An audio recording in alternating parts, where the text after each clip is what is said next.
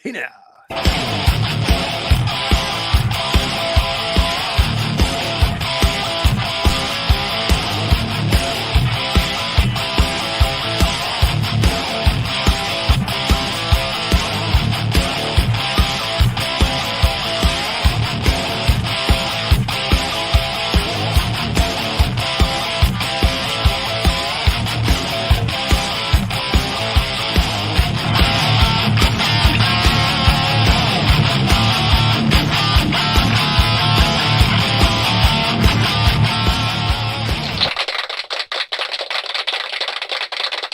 Hey now.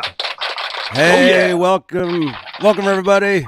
This is Johnny Beane. Welcome to Exclusively Van Halen, the weekly EVH show. It is April 22nd, 2022, 8 to 9 p.m. Eastern, 5:09 Pacific, out here in Santa Cruz, California. We got Jay Hannon. Hey now. I was going to hit man. something funny, but I can't find anything funny on these. Oh, okay. I just saw that. Okay. How about this one? There you go. All right. There you go. We got Kurt 5150. Good morning, good evening, good afternoon, everyone. Hey, man. Hey. And as also a very special guest tonight, we have Craig Parker Adams. We have our own applause. I mean, the people watching are actually clapping, right? And where they're watching the show from. So we're just doing I'd like to think so. Interactive clapping for Craig. Yeah. We got Ned as well. That's there right. He is. Ned is here. Or Awesome.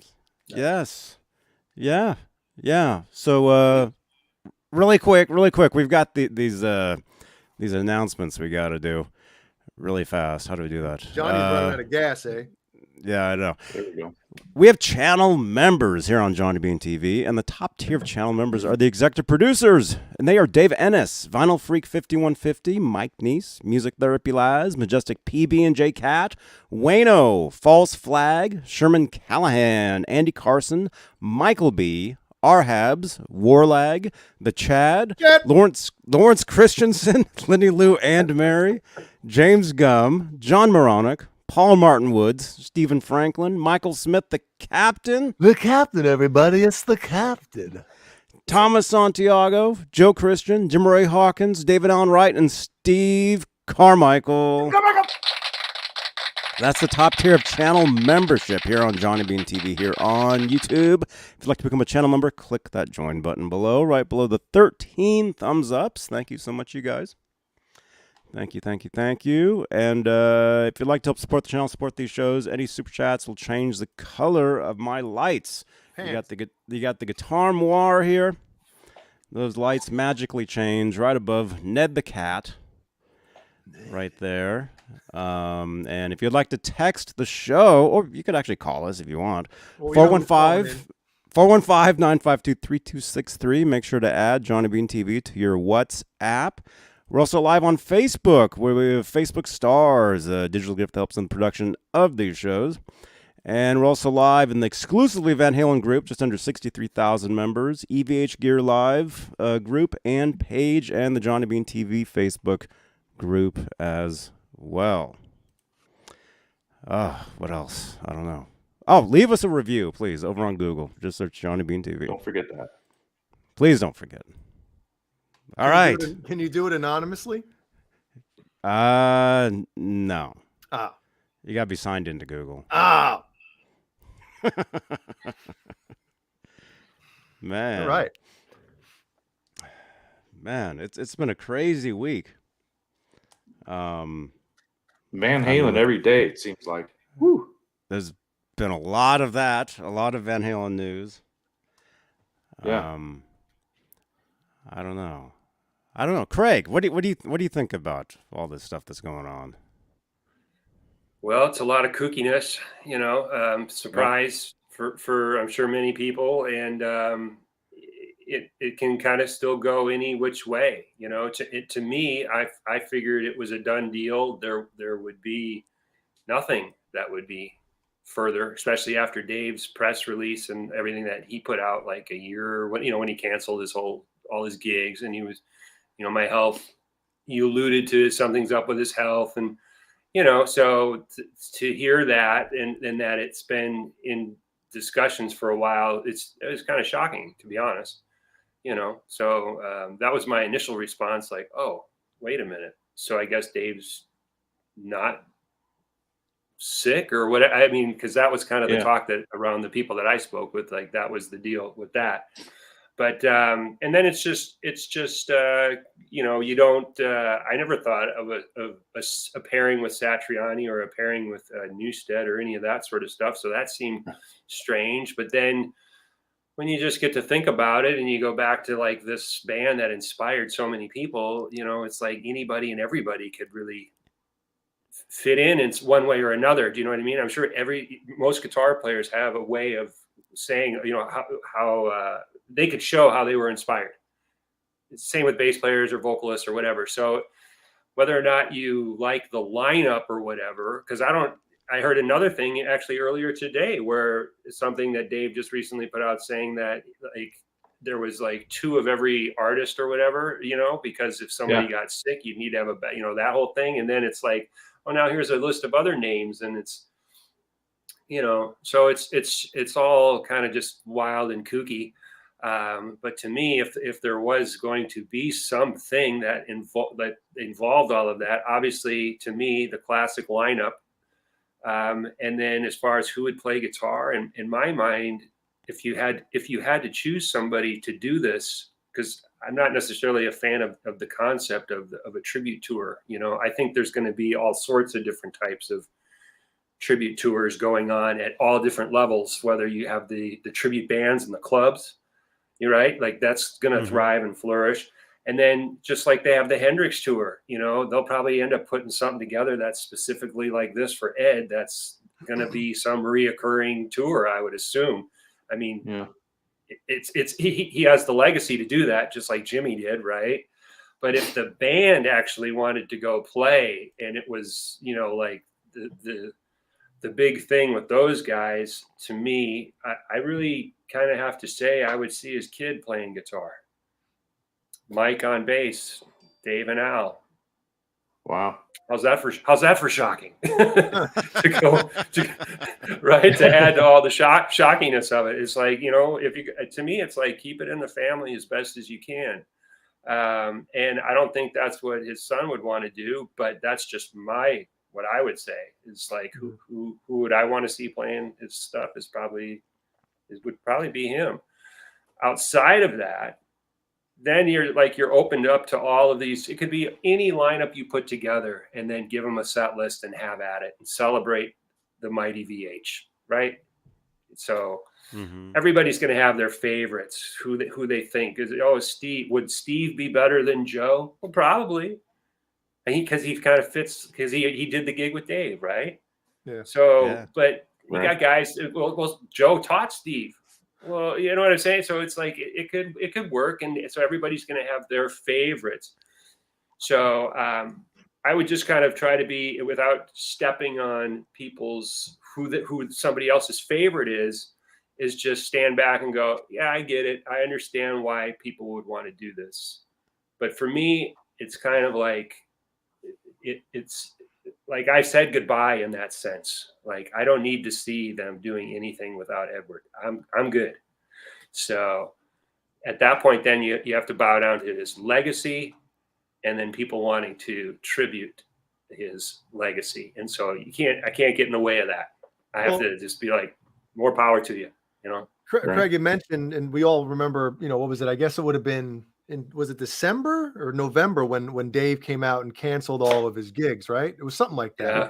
Now, December. Do you think maybe that's the reason why this whole thing, as Newstead said, fizzled out? Because maybe the whole thing was planned out. They were thinking about doing it, and then whatever came up with Dave, whether it's illness or whatever, maybe he was like, I'm got to cancel my own gigs. I can't obviously do a Van Halen thing, right? Do you think maybe that's the reason? Whoa. Well, for me, I think that, the Dave canceling his run, his Vegas run, I think had other things to do with other things, and that, you know, like, we probably don't even really know what's fully the reasons behind that, but you know, from my understanding, he shut down a pretty cool band. You know, he had a good band going. You know, he had a great player. Who's a local LA guy, Al Estrada. I've been hearing about that guy for decades, you know? So I was really happy to see that guy got the gig and was playing with him, because I thought, you know what, that's beautiful. This guy's been slinging it for a long time. So I was really happy to see him in there. But it didn't make sense to me why he was shutting things down. So I thought, okay, well, this has something like what he's alluding to with his personal health and these other things. And so I think the whole idea of the reunion, or not, I shouldn't say reunion, but a tribute show. I was very surprised by that. So it's very hard for me to speculate. You know, I kind of feel like it's not going to happen. And that there was a reason why it kind of all fell apart. Like they were talking about doing it, but I just, deep down for me, I feel like the logistics don't feel like they're going to work out in some way. But with Dave pulling the plug, I mean, my understanding was he was selling tickets. There was a lot of people I knew were talking about, very excited to go and see what he was going to be doing. Yeah, you know, people in the chat and stuff, people that watch the show and stuff, a couple people had tickets to go. You know? Yeah. Yep. So, and I knew people that were going to move, you know, come across country to see some of those gigs. And so I don't know how much of that is actually related to the pandemic, to his actual health, to ticket sales, I really don't know.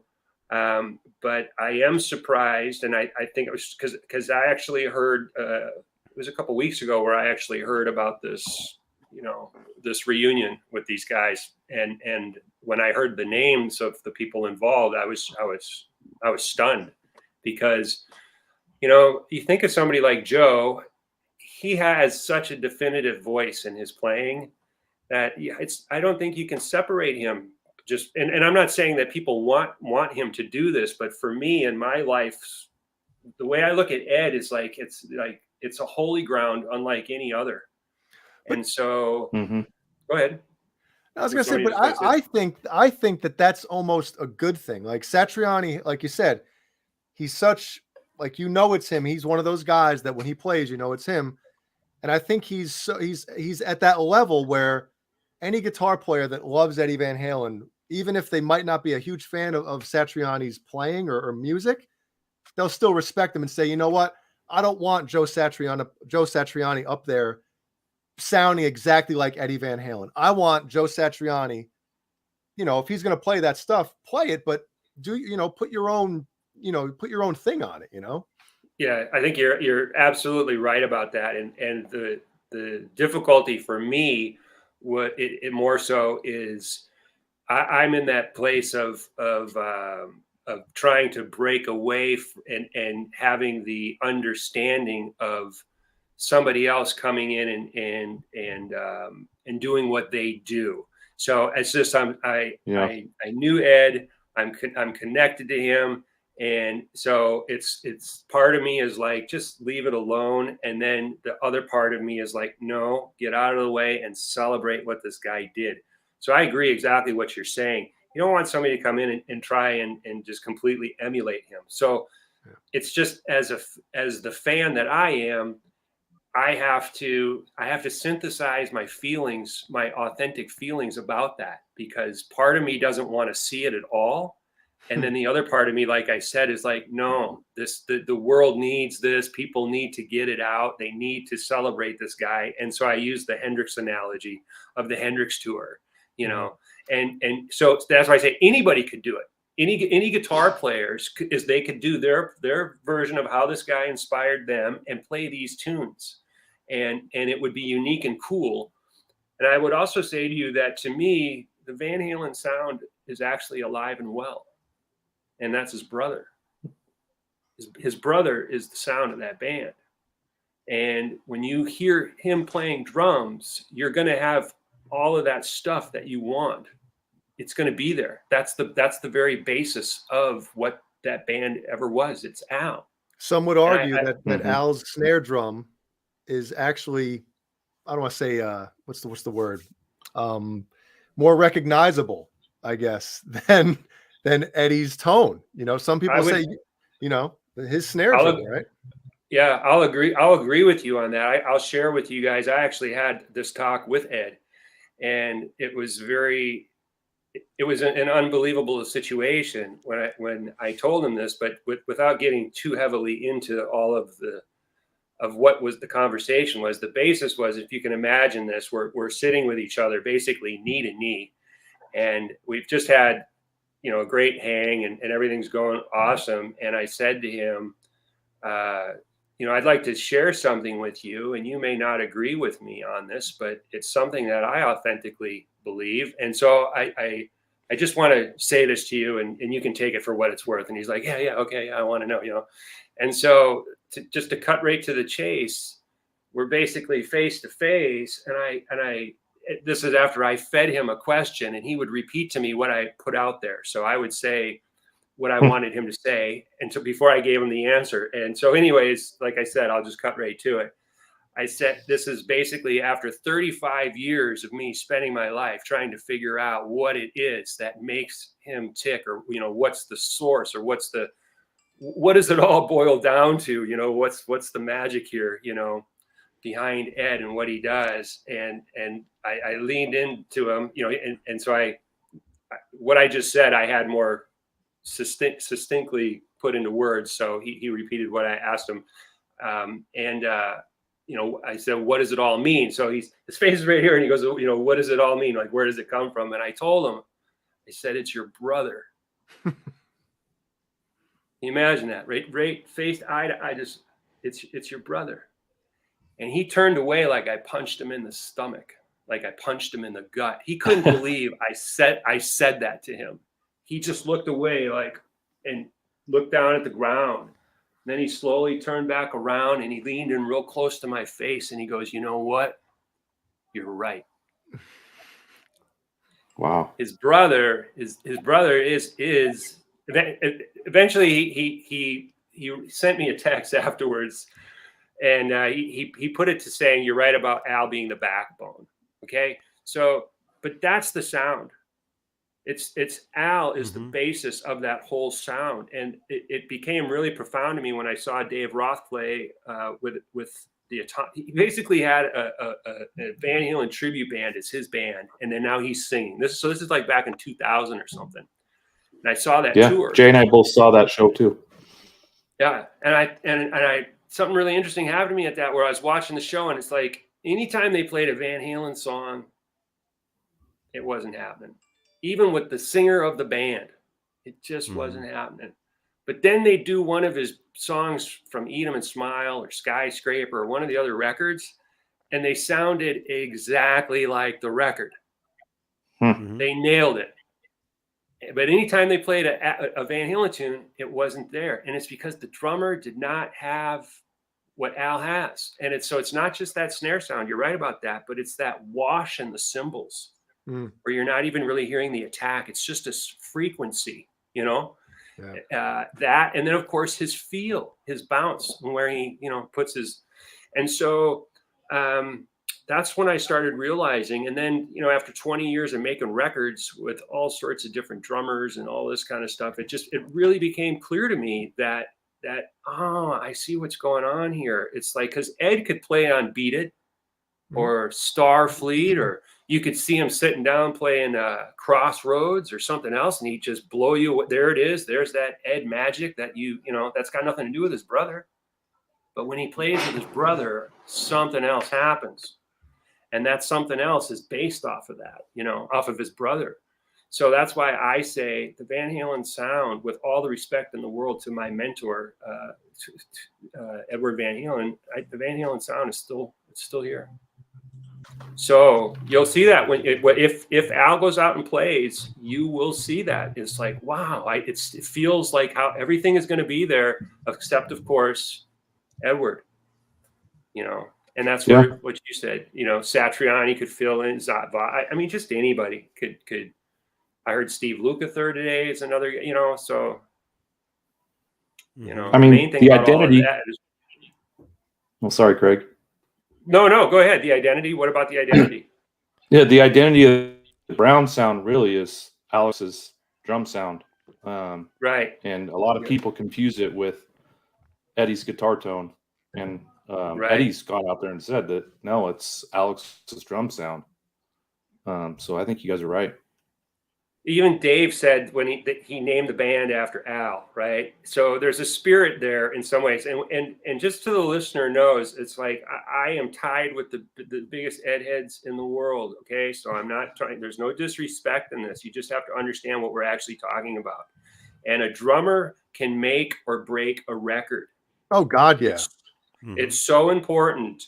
And Al, as we all know, has never, in my mind, he's never got his full due for really what he brings to the table. And also, it's like, do you know exactly who he is when a Van Halen song starts? Like, just think of little guitars, the intro with the drums, or anything. It's like, who sounds like that? What drummers have you heard? Just because you play it doesn't mean it has everything involved. You know, that feel, that there's so much. It's such a complex buildup behind what he's doing. You know, like I was talking to somebody recently about, like, when Ed played an A chord, it wasn't just an A chord. It was like the earth opened up. There was so much more to it.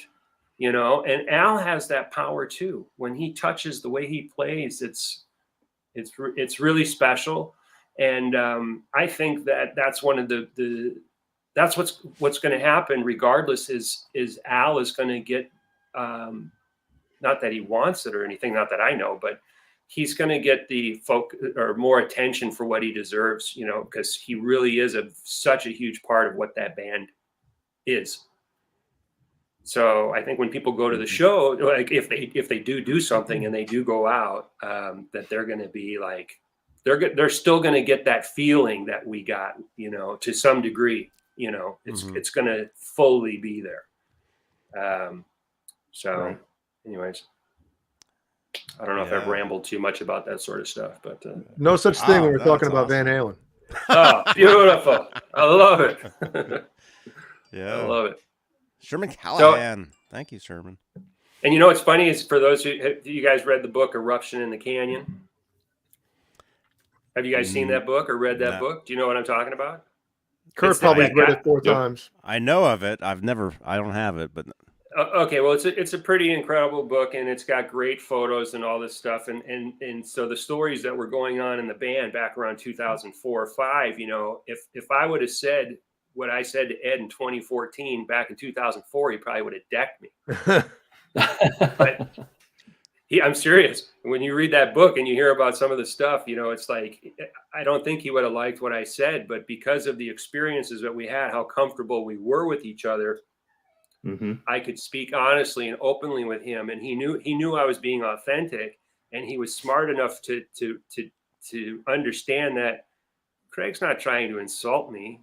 He's actually sharing something. Brother. Yes, right. But in kind of a roundabout way. And so Ed brought it to, you're right about Al being the backbone of the band, where what I was basically saying is your magic power, Ed's coming from your brother, because he's illuminating you in a very interesting way that you can't necessarily do otherwise. But he knew that that's not what I meant. You know what I'm saying? So that was just another testament to what a cool guy he was, you know? So anyways. See, I think the you know, I don't know if either one of you guys had a question or something to piggyback off of what Craig's saying, but my whole thing with that whole, you know, when Newstead did the interview and said what he said is like, you know, if I'm the person interviewing, I think I said this on the show last week, guys, that like, whatever questions I had planned after Newstead said what he said about a Van Halen thing going on, papers crumpled up, thrown away. It's Van Halen now. So, and that's the thing. Was it like, were they going to call themselves Van Halen, or was it going to be something where they go out and they play a chunk of songs and they have other people come up? And is it like you said, is it going to be something like a Hendrix Experience type tribute thing? Collaboration. But, yeah, I don't want to, I'm cool if they do some kind of tribute thing, but it would be cooler if it was like more than just 4 guys. And I know obviously Roth and Alex would be, the 2 original members, but to me that's weird. I'd rather see like I don't want to say a rotating band, or a lineup, but just like a celebration. Like, okay, these guys are going to do these 2 or 3 songs. Then we're going to have so-and-so jump up, and almost like a big party. Like, hey, who want, that type of thing. That would be cool. That's cool. Right. It is. And it's what would lend itself to that is that every town could be a different deal, because there's different players in every town or around every town or in that, area, or however you want to do it. So it could be done. And it, as opposed to, because the other side of that is like some big event. Like, you're not going to take that event on tour with all those different people, who's going to fund it. So that's not going to work. But if there's a basic core to it that just shows up, and then in this town, these people come in and are a part of it. Yeah. I mean, in terms of like a tribute, you've all seen by now that band at the football game or whatever that put together that tribute recently. Do you guys know what I'm talking about? Where they're okay. Like, that's a tribute. That's amazing. Was that a high school band or a college band? What I mean? It's like a marching band, and they're it was like college or something. Yeah, where they're doing all the different like Ohio. shapes. Oh yeah, and stuff. That's a tribute. That probably took quite a while to literally to orchestrate that whole thing. Like, that's amazing. Now, but if you had to take that on the road and you had to pay, travel expense, it's like, no, that's not going to work. Yeah. But if you have a score written out, you can have the local symphony playing. You know what I'm saying? You don't have to bring symphony to symphony to symphony. It's like you just put it in front of them and they can do it. So, you know what I mean? It could be something like that with different bands, different musicians at all sorts of different levels. So I think ultimately you're going to see things like that organically happen anyways. Yep. Just like who put that football game thing together? Was that just the guy who's the music coordinator for the marching band? Was it that person's idea? Because that's a heavy duty deal to, how long to learn all the moves, to move it like that, to get it calculated. So didn't they do one? I don't know if it was Ohio State. It was some other college band. I thought did the same thing with like a Michael Jackson one a couple of years ago, where they had him like moonwalking across the field. Yeah. Like all these people moonwalking. It was awesome. Yeah. You You don't just do that in a week. No. Yeah. So it's to me, it's just like, well, you can pontificate on all the possibilities. I mean, it's just in whatever you can come up with. Certainly his music, their music warrants it, right? Because you've probably seen performances of some of Ed's stuff done classically on piano. Have any of you guys ever seen that? It's amazing. So it could be done at whoever's got the imagination, and then it's just how do you get the funding and the insurances and all of this sort of stuff. So, but I definitely see a guitar-oriented Hendrix type tour, something like that working up, and like an annual thing, like a G3 or 4, however those things work. Because it's an endless celebration, just like you go and see Bach or Mozart or whoever, whichever classical great from the past, where they're still playing their music. It deserves that, I think, and I know you guys do too. So. And Craig, I don't think there's a lot of people that don't want to see reinvented Van Halen go out on tour, and I don't think that's going to happen. If there's going to be a handful of shows, a tribute to Edward, not Van Halen 4.0 or 5.0. And who knows if it's even going to happen. I mean, if you think about over the last 20, 30 years, everything was a surprise. They did not leak anything or let anything out. Everything was a surprise. So us sitting here thinking about it or trying to predict it, we're probably completely way off. Who knows? Yeah. Well, I asked this question as well, Craig, and I want to get your opinion. Would you rather see a Van Halen tour or whatever with Alex, Satch, Newstead, and Roth? Or would you rather see a brand new band with Newstead, Alex, Satriani, and some other singer? Because once you put two guys from such an iconic band together, like if you put Roth and Alex with two other guys with a new band, it just won't, it's just not going to get a fair chance, because instantly you have the voice and the drums of Van Halen. It's hard to get a new band out of that, but what would you rather hear? I think I would, to be honest, I'd probably want to hear something different and new. Because it's never going to be what it was. Mm-hmm. So that just needs to me, just kind of be what it was, and there it is. Okay. And fortunately, there's lots of recordings and videos and things of that nature, and that'll never be recreated in its real form. So it's best to just leave that be, and that's it. Mm. Now, outside of that, these are living, breathing artists, and then also you have the legitimacy of the energized fan who needs to do something as well.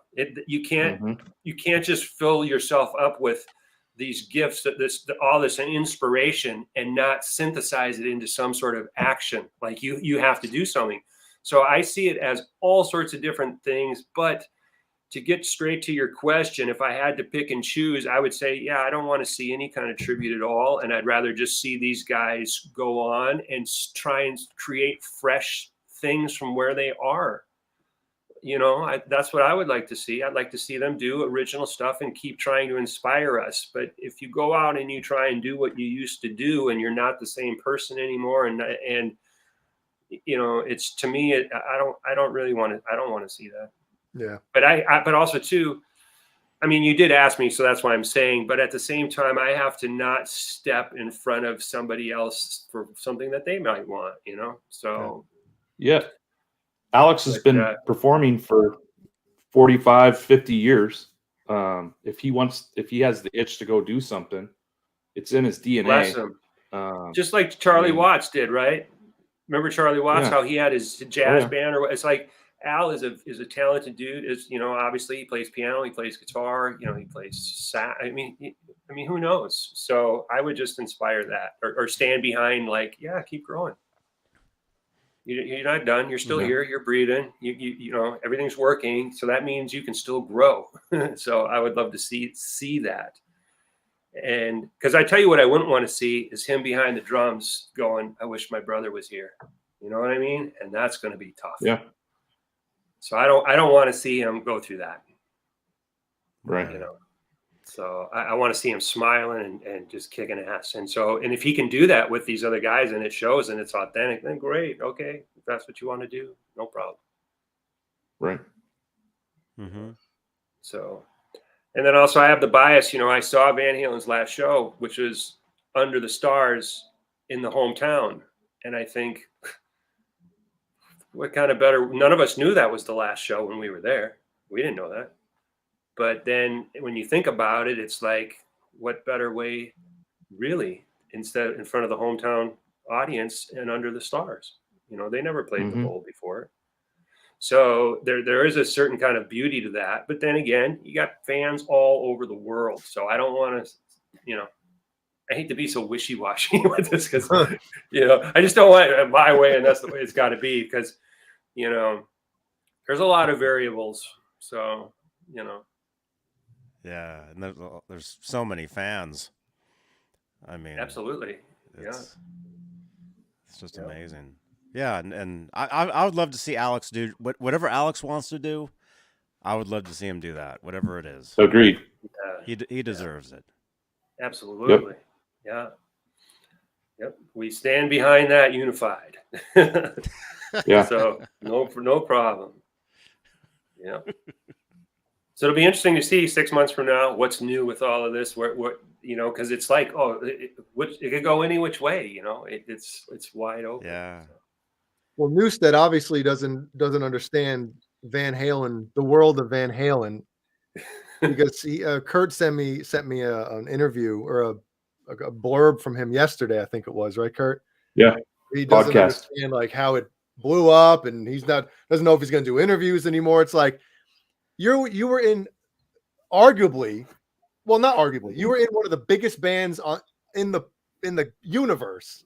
Mm-hmm. And you don't know that if you mention something about Van Halen and you doing something with Alex and Roth and Satriani, that it's going to completely smother what you were being interviewed about. And it's going to blow up bigger than you could ever imagine. Like, how did he not think that was going to happen? Oh, by the way, I was going to be doing. Yeah, turn the punch bowl. Come on, dude. You know? Yeah. I suppose, was that he wasn't supposed to say anything, is my guess. I mean, how did it? I didn't hear his interview. Right? So Satriani alluded to that. He said, usually with anything Van Halen related, you have a gag order. Right. Yeah. Yeah, he wasn't supposed to say that, but he just kind of music related. Period. Really, thinking about you never know if things are going to pan out. Right. What? Right. Yeah. And now he's mad. And Johnny, or now, huh? Do you have Wolfgang's latest quote he just put out today? I saw. Well, no, this was yesterday. Was it yesterday? He put out a tweet, but then he deleted it, so it's gone. How many? It's never gone. How many screenshots were taken of it? I know. I saw it. Here it is. All right. Let me read it. Yeah, Metal Sludge has it. Let's see. I believe this was yesterday. Wolfgang Van Halen tweeted out, when the world is breaking down my door for a week talking about some dumbass reunion that isn't happening and insulting me in the process, I felt the need to clear things up. Just let me suck with my own band and fuck off. That's what he tweeted out. Quote unquote. Yeah. I like and it. Then, good for him. Yeah, and then he deleted it. So it's not out there anymore. But that was he probably deleted it by somebody suggesting that you should probably delete it. But what you just got there was some pretty straight ahead authenticity. I think he's just trying to. I'm sure it's just missing his dad tremendously, but trying to get his stuff off the ground, and then everywhere he goes, he's being asked about that stuff, and that's just that's a hard thing. That's the yang of his yin, so to speak. That's he's in that seat, and so it comes with that territory, and he has to transcend it, and so I think you can hear there's frustration in that. And then also too, I would agree that that whatever it was that they were trying to put together, it's not happening. That much we know. Like that's what they said. Like it fell apart. It didn't go anywhere. There was talks about this, that kind of thing. So, and then we get back to this classic Van Halen fan where we're ravenous for what they do and the possibilities, and that just says so much. I mean, that to me always it directs you back to what those guys create when they do something, and why does it have the ability to dig in so deep with us. I mean, that's amazing. If every artist could do what they do, right? And so I love there's something fascinating about why Van Halen can get to us in the way that they do. It's very special, and it's, to me, it's worthy of studying, in some sort of way, because there's something there to it. I mean, it's special. You all have stories. You've all met people from all around the world, and it just goes on. And there's, there is a select amount of bands that get tributes, like they have the tribute bands out there. There's a handful that do real good, or that have been around for a while. Pink Floyd being one of them, maybe the Doors, but Van Halen it's a different level. Why? why is that? So, there's something truthful in the reason why there is, but what is it? It's not just Dave being sassy and, badass and looking cool. That's part of it.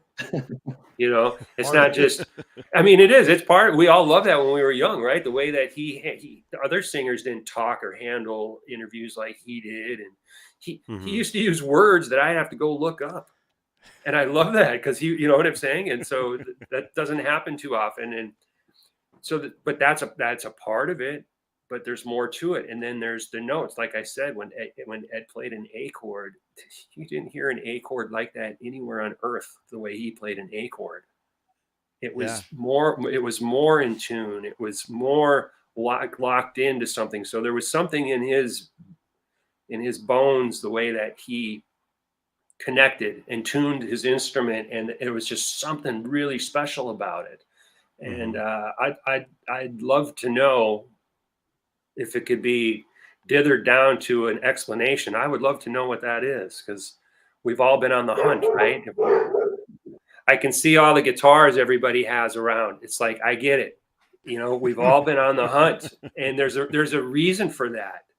There's a reason beyond our understanding, I think, that makes us all go, what does this guy do? This is the way to go. He's why, look at those striped guitars that are behind Jay, right? And Johnny, you got yours back there as well. And you got the little one going right there, Kurt, and whatever. It's like Kurt's got the little one. Oh, you see it on his, you can see it's on his. Oh, you mean the guitar? The guitar, yeah. But there's probably a regular size one around somewhere, but that's a little one on the shelf. It's okay to say that. And I got my little one right here. Okay. There you go. Still bigger than Kurt. Thank you. I feel better. It's bigger than mine, but I'll take what I got. But you got to just look at that. Why? Is there? It's talking to us in our bones, and we're all responding to it. Well, I think the reason, the question, I guess, is we don't know, and that's what's so intriguing about it, is we don't know. But he is one of the, I guess, very few guitar players that's considered, obviously, by the majority of people who play guitar, to be the greatest guitar player of all time. But it's not just him playing the guitar. It's so many other things. The music he wrote too. And that's what people, it's like, yeah, he's obviously, wizardry on what was the one thing? He does wizardry on the guitar. But not only that, like the songwriting, and he always, for the most part, played to the music. He didn't just do things, oh, look what I can do here. For the most part, he played to what the songs called for. And he looks cool too. And he looked cool as shit. Yes. And he easily has the coolest guitar player name of all time, Eddie Van Halen. You can't get cooler than that name. That's right. Well, think about the first time you saw him live. Before they came on stage, and he's behind his amps, not warming up, but like jazzing up the crowd. And it's like 20 years of what you know of him in a matter of 5 seconds. And it's like, okay, this is why I'm here. And it connects with you. Yeah. The thing that you just mentioned, the very first time I saw them, for me is to this day still my favorite time that I've seen them. And I've seen them many times and in many situations. And most all of them were really cool. But the first time was 1981. It was July 7th, 1981. I was 12 years old. And what you just talked about, when the lights went out at that show, and I remember like talking to my friend that I went to the concert with after. It's like, I can only describe it as like UFO sounds. Like I'd never heard anything like that, because at that time, none of those things he was doing there, even though, like you said, it's like all of these years all thrown into just a minute's worth, where he's just giving you everything: crazy harmonics, dive bombs, super weird sounds, everything, whammy harmonics, just all this stuff that you didn't really hear on the records, only a taste of it.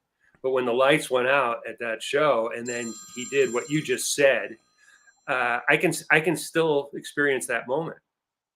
You know, I can relive it. I can experience it. I can hear it. Super special stuff. Like they just knew how to charge a crowd, you know, for sure. And that's before it even got going. So I'm glad you brought that up, because I love that, the opening part of the show before the lights even come on. It's just our buddy Keith Campbell, he said, I think he means the first time he saw him was 7/17/81. So he saw them 10 days after you saw them. Cool. Now, did the show that I saw, Keith, they had the rubble backdrop. They did not have the backdrop of the city that you see in the videos. So did you see the city backdrop with the scrim, or was it the rubble, city in ruins? The Barney like rubble? They have on. Is that what he said? Rubble? No. I was saying Barney rubble. Never mind. Oh, no. Well, do you know what I'm talking about? I don't know. I'd have to see Jay? that. Okay. So I know I do. Part. Okay, so Jay, you know, there's an 81 Memphis video from the soundboard out, right? Where it's shot from the soundboard. Have you seen it on YouTube? Johnny, can you pull up a screenshot? I'll look for one. Kurt, if you have one, if you could send it to me. So if Kurt I know that it, video. I'm not going to be able to tell what it is. So that show has this city in ruins backdrop, so you can see it. So that whole concert has been put online, and that's the backdrop they had when I saw them, and that was so tough. I mean, you know, because they don't turn it on until Mean Street. Oh, you know what I'm saying? And then and that's 3/4 of the way through the show. So you don't even really see it. You just see hints of it. It's because it's so dark. They had such cool lighting for 81. It was a very dark show, you know, and you get the big bright white when they do Everybody Wants Some for the Jenna, just big bright white. Yeah. But when they do Mean Street, then they start illuminating the scrim. And then you see it's a city in ruins, rubble, broken, like a war zone. And that, you know, with that sound of that band that year, and then being a little kid, it was powerful, very powerful. So you were 12 when you saw them for the first time. Kurt, how old were you when you saw Van Halen for the first 17. time? Johnny? 14. 14. So I was 16? Yeah, I was 16. I saw him 93. And funny, Keith Campbell again. Keith Campbell and I didn't know him then. He didn't know me then. Right. But that was my first show seeing Van Halen, the Orange County Speedway in Middletown, New York. That show is actually on YouTube as well. Wow. But I mean, the same thing. Like you just go, and it almost seemed like a dream, you know, as it was happening. You know, they opened with Mine All Mine. They come on the stage and you know they're doing the shuffle and stuff like that. It's just like, oh my God, this is, you know. Eddie Van Halen is, you know, at the top. I backed off because it was so hot in the pit, whatever. But it was just the coolest thing seeing, you know, goosebumps, everybody, goosebumps. Yeah. Here, I got a picture, Johnny. I'll send it to you. This is with the city. Oh man, it's small. Again. And I have a friend who said that those scrims are over in Echo Park in some warehouse, and he had seen them. They're just hanging in a warehouse. Wow. They're like 40 feet by 40 feet or something like that. Yeah. But that was cool that they had they alternated that for that year. I never saw any other tour for them where they had two different backdrops and would change from night to night, you know. It's pretty awesome. Just like Dave, you know, he had the white, his pants that were white with red, and then he had the black with red, you know. Mm-hmm. Crazy. That's right, Keith Campbell. Hot as balls that night. The hoses all over. Yeah, because what was it? It was July 5th, and Vince Neil, the Vince Neil band, opened up. It was his Exposed, you know, remember Exposed, that record, which is actually a great record. Steve Stevens on guitar. Yeah. So they opened up, and I remember because we were down in front of like where Steve Stevens plays, so he staged right, and it was just so hot, man. You know, everybody just packed in. All you smell was BO and weed, And so they had the bouncers in the front, with just spraying the crowd because it was so hot. And it didn't take long, man. I don't even know if we lasted the entire set for Vince Neil before me and my buddy got out of there because we were going to pass out, man. It was so hot in there. Man. Yeah. Wimps. Total wimps. Yep. Our first time ever at a show by ourselves without my dad. Wow. Yeah, I saw him in '82 as well, and that was the first time I kind of got up close with Ed and Dave, where I went to their hotel, and waited for them. And good for you. Yeah, and it was an incredible experience because when I got to the hotel, there was a limo there, and I went up to I saw the tour bus. And there was really nobody there. There was just me and a few of my friends, and then just a few other people. And I went up to, I think now when I look back, I was thinking it was Eddie Anderson that I went up to because he was standing around with a walkie-talkie waiting, And so I went up to him and I asked him if he was the bus driver. For some reason, he got real mad about that. He didn't like that. But I asked him who was here. And he told me two of the guys were waiting on two of the guys, but he didn't say which two. And then he's like, get out of here, kid.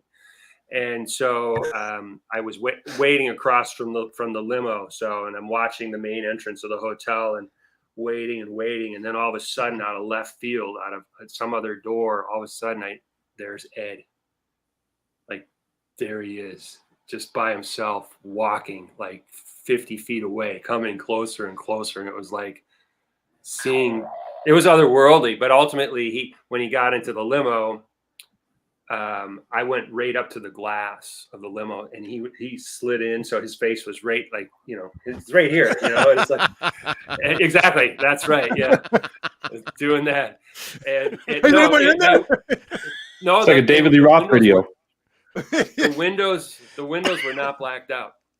The windows were not blacked out. So there he was. And I could see his eyes were all bloodshot and he had, stubble all over his face and everything.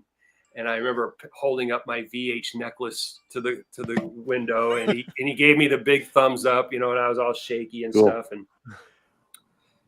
then Roth came out and it was to see that at 13 right there in the middle of the Midwest where I grew up was an incredible experience. And then 1984, I had front row at Ed's feet. And wow. And it was like he played the whole show for me is how it seemed. It was incredible. He just kept coming over in front of me. He put a pick in my hand and I just absorbed everything. And that was amazing. And then the experiences just kept getting better and better as time went on. But, you just think back to I'm sure you guys think back to any of the times you've seen them and all of a sudden your energy level just comes up. You can, it'll fuel you. And that's what I just love so much about those guys is that when what they did, it got penetrated. It just went into your whole being, deep. And I should say, when I saw them in 1981, they did not play Unchained. The lights came on. We all started leaving. Me and my little friend, we start leaving. We walk outside the arena, and then we hear this huge surge of cheering, and you hear the noise again, like the opening of the show. And this must have been 10 minutes went by. Everybody's leaving. We're gone. We're outside. And now we can't get back in because there's no handles on the doors. I used my fingers, did everything I could to get through and got the door open. But now we're halfway around the arena. So we walk in and now we're straight across from the stage. And the big VH came down and they played Unchained. No way. True story, man. The lights came on and everything. Everybody started leaving. And so it was the weirdest thing. I don't know why they did that. But that is strange. Yep. Usually that's the cue. Once the lights come up, totally goes over. Yeah. Right. Yeah. And there was hordes of people outside, and we're all just walking away. And then now everybody's trying to get back in. How many people are like, oh shit? Yeah.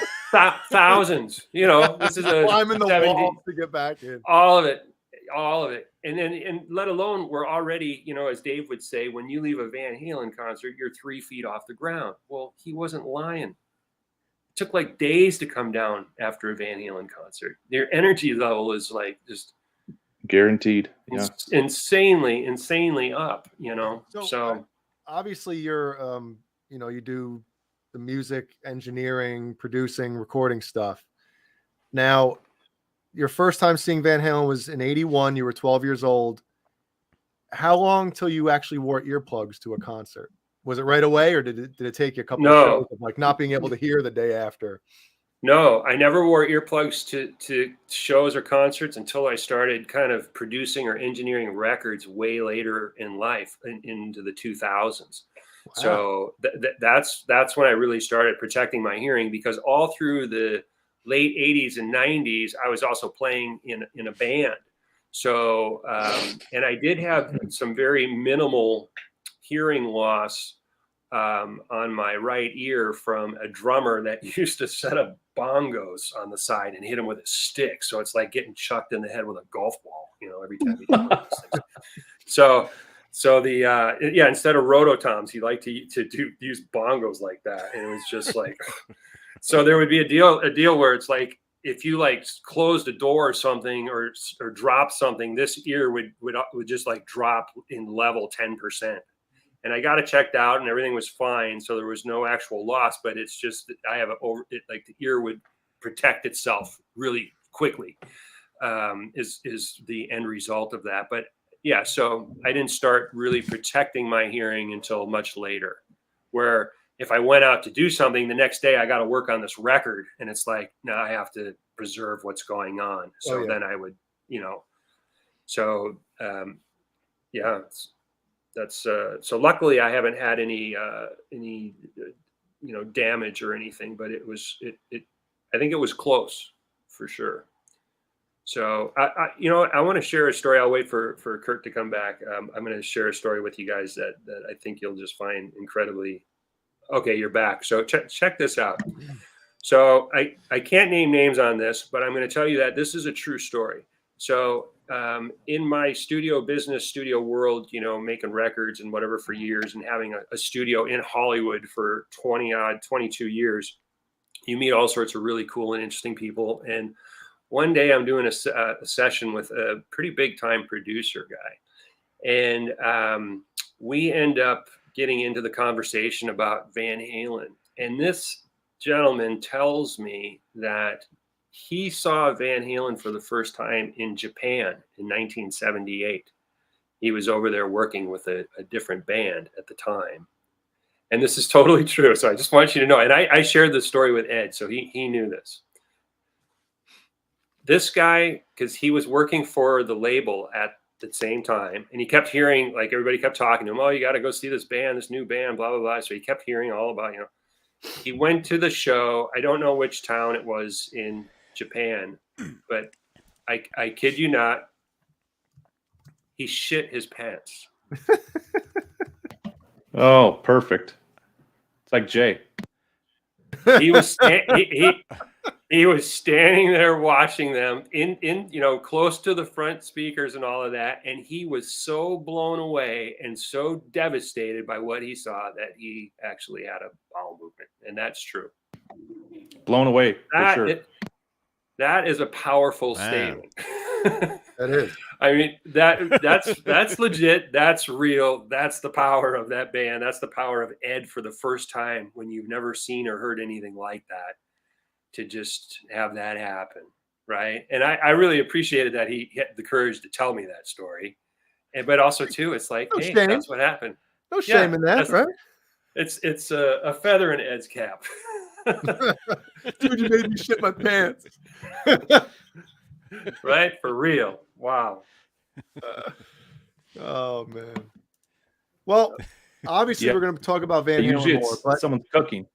But, Craig, you have a new album that is out. Yes. Do you want to discuss that for a few minutes? And I'd be happy if to. anybody wants to pick it up, tell them where to go. And okay, yeah. well, thanks. This record it's called Vestibule. Vestibule is a term I made up for my life's journey as it pertains to my purpose, which turned out to be trying to extract everything of weight and merit that I could from Ed's example. It's a 40-year journey of an experience that happened to me when I was 12 years old in my childhood bedroom, 2 months before I saw Van Halen for the first time. So I tried to see Van Halen in 1980, and my parents wouldn't let me go. So, and it's funny because the show that I wanted to see at the St. Paul Civic that's the bootleg from 1980 that's online. It's from the show that my parents wouldn't let me go to. That's the actual footage. No. How cool is that, right? Oh, the Super 8. The Super 8. The Super 8. That's cool. Yeah. So that's the literal show that I missed. Even though the audio is from Pennsylvania, the footage is from St. Paul.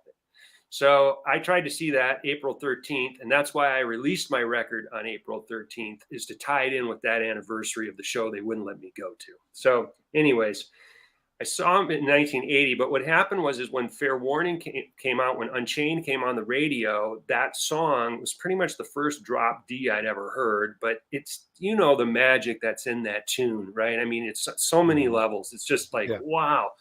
And so when it would come on the radio back then, you'd always catch it like somewhere in the tune.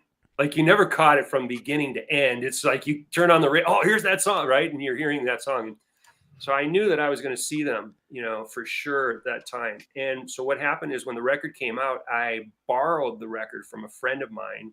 And when I was listening to the record in my little childhood bedroom there on my older brother's stereo, when Hear About It Later came on, song 4 on side A, I had a life-changing experience where all of a sudden I grew up in a musical household.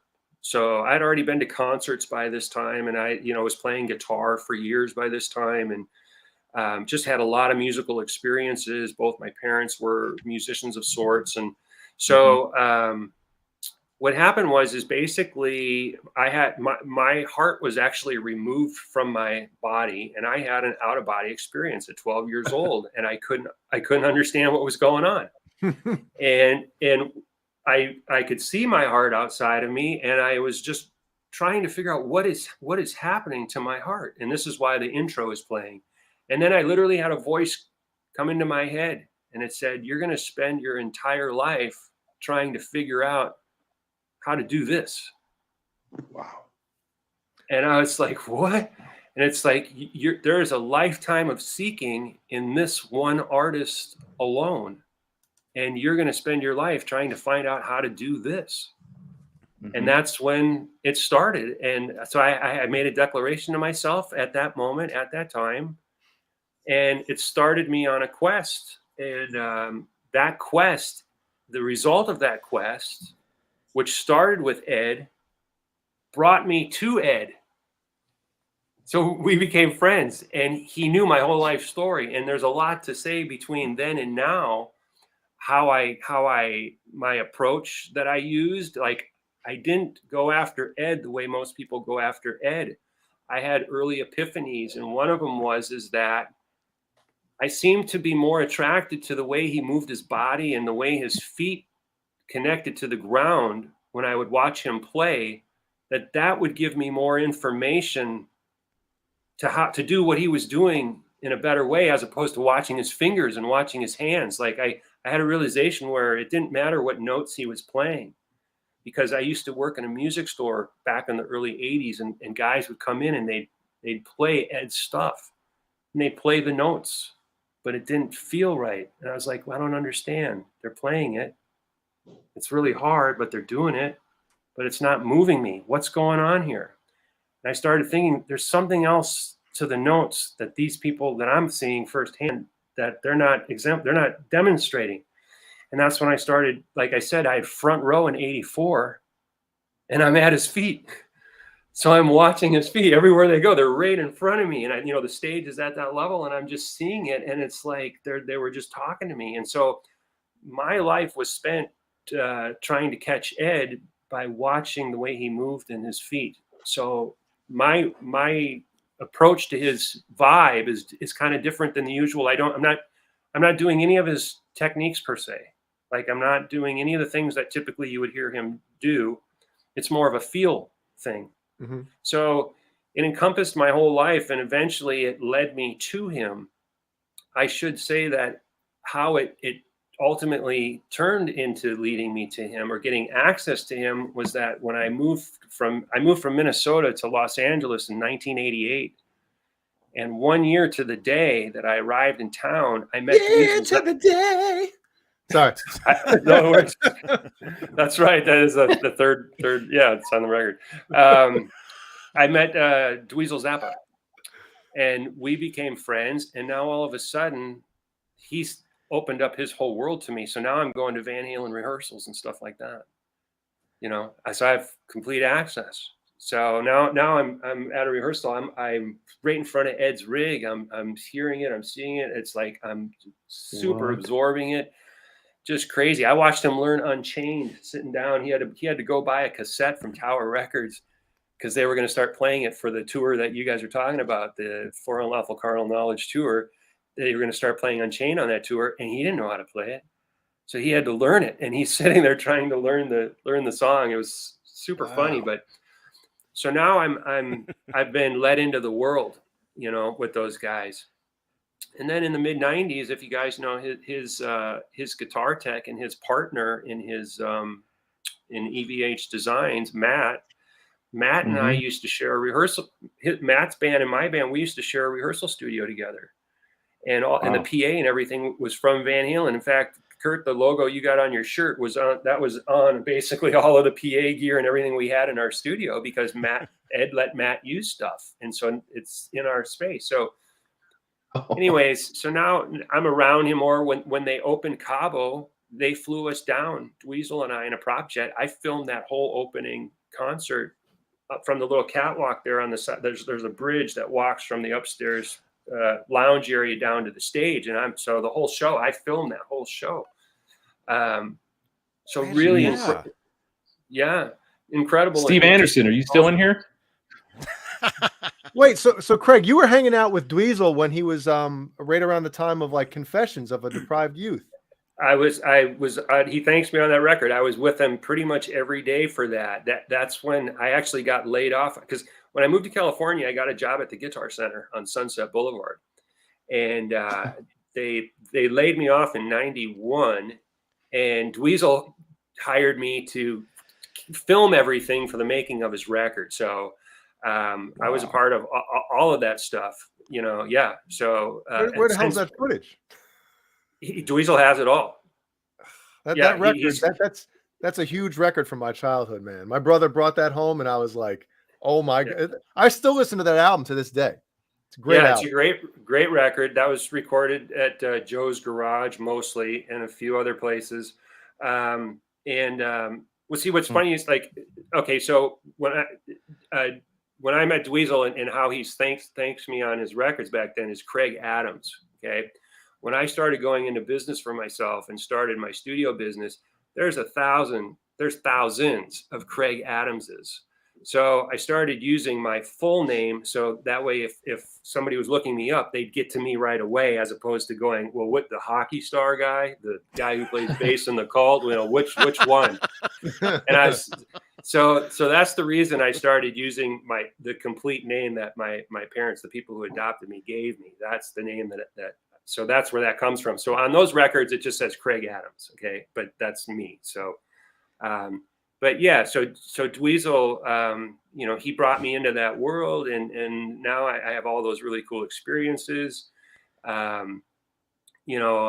got just there's so many, so now I'm having personal interactions with Ed. I'm at a rehearsal, we're playing darts together, we're getting to know each other, this kind of stuff. When he did that jam at NAMM with Albert Lee and Steve Morse, I was sitting right on this.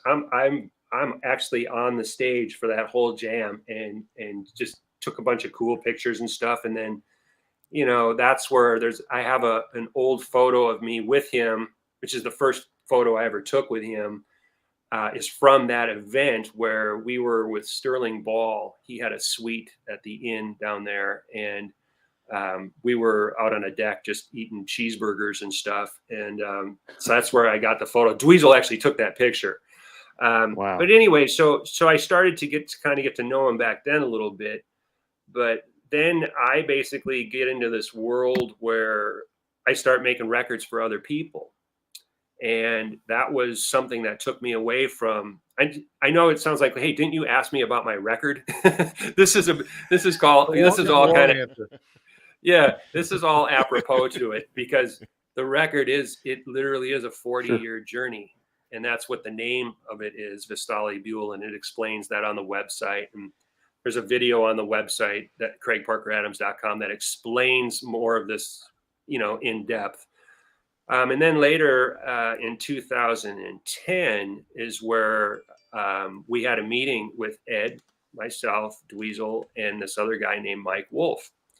And this was, Edward reached out to Dweezil asking for help and getting old recordings together so he could help write the new record for A Different Kind of Truth.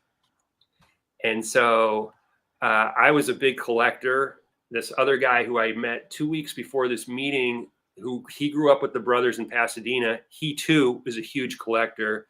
And so we put together basically the best of the unused stuff from the archives that we could think of. And we each made 10 CDs. I made 10 of the best stuff that I had, and Mike made 10 of his. So we had a meeting at Frank Zappa's, at his house, his control room, which was at that time, Dweezil's. And Ed came over, and we had like a 3-hour meeting, and we basically gave Ed all of these old recordings and all of these things that we thought would be good for him, like unreleased stuff for him to look at writing new tunes or whatever, because he wasn't getting fresh ideas at the time, and he wanted to know what was in the back catalog, that was unused, that could be hopefully used. And then it was at this meeting where, and I just shared this story with Johnny yesterday, where I'm sitting across from Ed, right? Just imagine this now. There's only 4 of us in this meeting, and we're all sitting two facing two.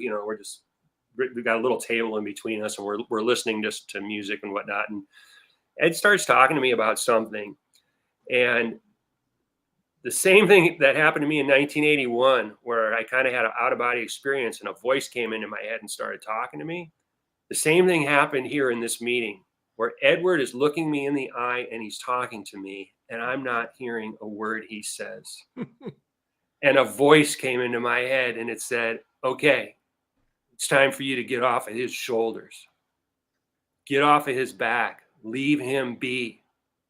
You now need to find your voice and synthesize and extract everything that you think you've learned from this guy, and now put it into your own voice. Basically, that was the idea. Get off of his shoulders, leave him be. He doesn't need anybody else on him. The guy needs a space, basically. You know what I mean? Mm-hmm. And so this is what happened. So I left that meeting and I quit playing guitar. I stopped. I just quit. And I wanted my hands to unlearn everything that they learned my whole life. Playing since I was probably 5-6 years old. And I just wanted to let my calluses go away. And I wanted to, at that point, when I took that year off, I knew I would stop playing strats with light strings. And I was going to go back to what I was kind of playing before I ever even heard who Edward Van Halen was, which was, Gibson style guitars.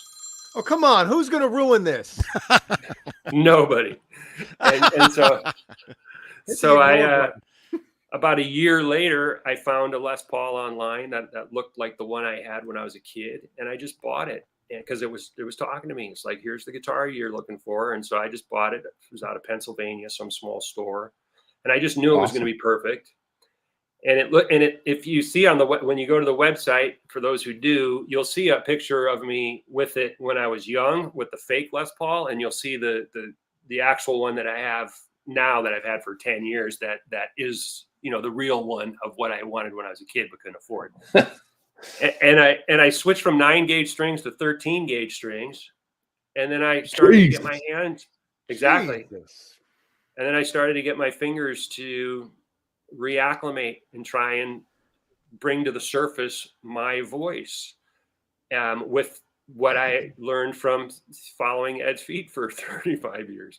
So that's what my record actually is. And so now when we go ahead to 2014, now I basically had already cut the basic tracks for my record, at least, you know, the drums and bass. I had a basic idea of these songs. There's more to that story that I'll leave out at the moment. But so 2014 comes around, and Van Halen they have to fulfill their contract, and they need to, you know, offer up another record. And so Ed's going to start and try writing again. And he can't find the discs that we gave him back in 2010. So he calls Dweezil and he's like, hey, man, do you think those guys will, I'm doing construction on my house and I can't find anything. Do you think those guys could make me those CDs again? And Dweezil's like, well, I don't know, Ed, I'm on tour, so you're going to have to talk to Craig. Now, that was the greatest news I ever had in my life right there. So Dweezil called me and he goes, Ed's going to call you. And I'm like, he is, okay. And he's like, and so you need to, you know, take care of him. And I'm like, of course I will. And so that's what happened. So Ed called, and now he came over to my studio, and for the first time, it's just him and I in my home turf, in my studio. Wow. There's nobody else there. That's a totally different dynamic when it's just one-on-one. Yeah. Wow. And we had a great time. And one thing that I didn't know when we had that meeting in 2010, I thought the other guy who was there, who I had just met, this guy Mike Wolf, I thought he would have Mammoth, but he didn't have Mammoth. I had Mammoth. He didn't have Mammoth. He's grew up from those guys, but there was another guy from that area who's my amp guy. And so for years earlier, he had given me a recording of this. But at this time, you know, I'm like, well, this is Edward. And we're trying to help Edward. So he should have everything that we can help him with. And so anyways, Ed and I sat and listened to Mammoth together. And it's like, wow. He pretty much hadn't heard it since he was in Mammoth. So that was really special. So we ended up having a really great hang. And so we got into the conversation of my whole life. Me following his feet, just all of this stuff that I've been sharing, like him and I, we talked through all of that. So he was excited to hear my record. He's like, well, you know, I want to check it out. And he said, well, and I'll come back and hear it when you got it done. But the thing is I want to hear it mixed. So that was Ed's stipulation. And so I just wasn't able to get it fully completed until really just a few months ago. And so I sadly, I didn't get it mixed in time. And so I would, after that meeting in 2014, him and I would communicate with phone calls, phone conversations. Like, you know, he'd give me advice on things. We'd have deep talks about all sorts of varying things, and texting and this kind of stuff. And so my last communication with him was in July of 2019, when he was over in, I think it was Geneva. What's that other big city in Switzerland? There's another one. There's Geneva, and there's, what's the big city in Switzerland? What's the first one? Which one? Jay's a geologist. Yeah, I'm nothing. I don't know. All right. So well, anyways, globe. So Ed's, I think it's Geneva, but I always seem to think every time I say that it's a different city, and I always forget the name. Somebody in the chat will chime in and get it right. Cool. So I was giving him an update on what was going on with my record and all this other stuff, and so he got back to me right away, and he was over there, and he said, "Hey, Craig, yeah, I'm stoked. I want to hear all the, you know, all the latest and whatever." And he's like, "I'm going to be here for 9 weeks," because obviously he was getting treatment and stuff.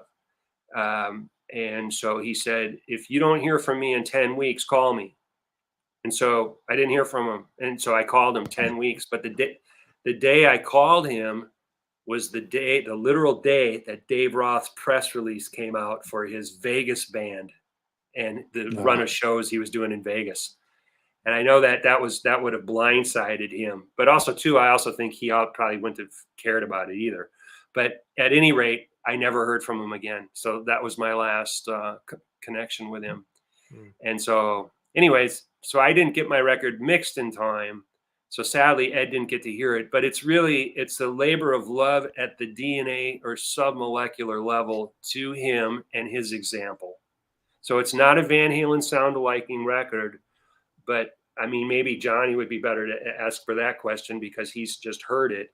But there's definitely the essence and the respect of what I extracted from Ed's example. So that's what it is. It's a 33 minutes and 30-second ride. It's instrumental guitar, but it's not what you're expecting. It's not a bunch of lead work and stuff. It's not going to blow your mind. It's not super fancy. It's just, I'm trying to have weight and merit. And I wrote it primarily, I'd have to actually say for the up and comers, you know. I want a young kid to hear it and go, oh, I could do that. And then just be able to play it, you know. So it's easy. It should be easy to play. And so that's what I tried to do, is make something cool that's easy to play and just like, yeah, man, this feels badass. And that's what I always loved about Ed.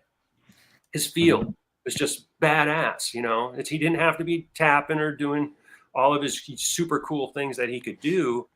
I mean, just think of the way he plays the rhythm underneath the solo and Feel Your Love Tonight.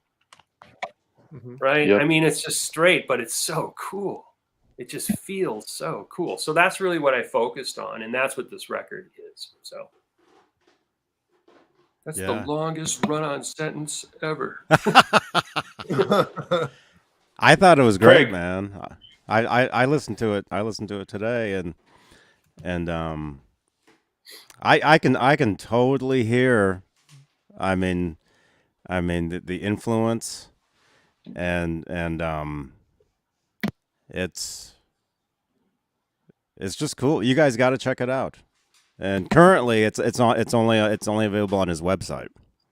That's right. Yeah, CraigParkerAdams.com, and it's also, I have it CD, I have vinyl, but the vinyl, I don't know if you guys know this or not, but the vinyl industry is thriving. It's doing so good. It's outselling digital, outselling CDs, which is great because the vinyl world has really taken a hit for the past 20 years. So the fact that it's just crushing right now is great. But the downside is it takes like 10 months to a year for them to get your pressings done. So they're expensive as shit. They are, but it's super cool. I just received my 5 test pressings for the record just the other day. So, and they're great. So, but anyways, the vinyl is not set to arrive till around the holidays, but it is available as well as the CDs and just regular downloads and tablature. I had the whole record company do the tablature for me as well. Nice. But anyway, and then 2 other things to mention as far as Ed goes is on the first tune, I got to actually use one of Ed's cabinets from that photo shoot where they're in Sunset Sound at the end of '78 when they're doing Van Halen 2 record, and he's got all those basket weave cabinets with the Tolex pulled off. So I got to use one of those bottoms on the first tune. I'm using that cabinet, and then on the 5th song on the record, I'm actually using the Chris Holmes Destroyer that Ed used on Women and Children First. So I got to write a song, which is a tribute for a great guitar player who passed away named Mark Abrahamian. And I got to write a tune and record it using that same guitar. So that was pretty cool. So those are some other, Ed tie-ins. But what's amazing is like I said, my journey with this record started with an inspiration from Ed, and my life's path brought me to him, and he got to hear that whole story, and so he was supportive of it. And for that, it's like, I can't believe that happened. So I'm so grateful that actually was the case. I just wish he could have heard it. That's all. Yeah, that's such an amazing story. Wow. Thank you. On the Ibanez Destroyer. I watched your video. You did a short video on it on YouTube. Mm-hmm. Yeah. Okay, cool. Tell me about the mojo of the guitar. I know you said it was like set up perfect, the intonation spot on, but like, just tell me about just bringing it there, playing it, having it in your hands, like what that experience was like. Oh man. Well, first, Kurt, I got to give that to Doug Anderson, the Tone Zone. So he's the guy who owns that. He's been my amp tech since like 1994. And one of the reasons when I reached out to Ed was to let him know that I actually had to leave my studio that I had for 22 years, very unexpectedly. So I wanted to let him understand, because I thought he'd be thinking like, what's taking him so long to get this record done? And it's like, I needed him to know, look, man, there's a lot going on. And so I'm in a new spot that I've been in, and Doug had never been over here. And Doug is also another one of these guys, my friends, who's just like, man, you got to get your record done. It's been taking forever, you know, and all this kind of stuff. And so he came over and saw my new place. And when he was here, and I told him I had this one other song I had to do now to finish it up. He said, he just sprung it on me. He's like, how would you like to use the Chris Holmes Destroyer? And I was like, what? Like, I forgot he even owned the thing, to be honest. It was not in my mind at all. So he just blindsided me with the opportunity. And then a week later, he brought it over. And you used the right word, mojo. That thing will change the air temperature of a room. It will. Just the case alone. I mean, it's just like, it's a little force of nature, that thing. And I don't know why, or if it's just because Ed did what he did on it or what, but when I had it in the closet, you know, it's like I could feel it talking through the walls, you know. It's like, you know, I just think of like that kryptonite or that green glowing thing in Superman that's out in the farm buried, you know, underneath the barn or whatever. If you guys ever saw that movie, it's like this glowing thing of energy going, you know, pick me up. So, well, the first time you plugged it in and like hit a chord or played, were you like, oh, yeah, what? Yeah. I mean, I played the thing like 15, 20. I've probably played it a ton of times in my life, but never plugged in, because he has it basically on display in his shop, which is what he calls the Van Halen Museum. So, I mean, I've interacted with it before in my life, but for some reason, this was just a totally different kind of experience or time with it, where it just all of a sudden it's now like dropped off, and now here it is sitting there on your sofa or whatever. It's like, wow, there's that guitar. And it, like I say, it's, or like you said, mojo. So it's got an energy on it, but I would describe it like a fine sword. Like, it is, the precision of it is really, really special. First of all, it's one of those necks that plays itself.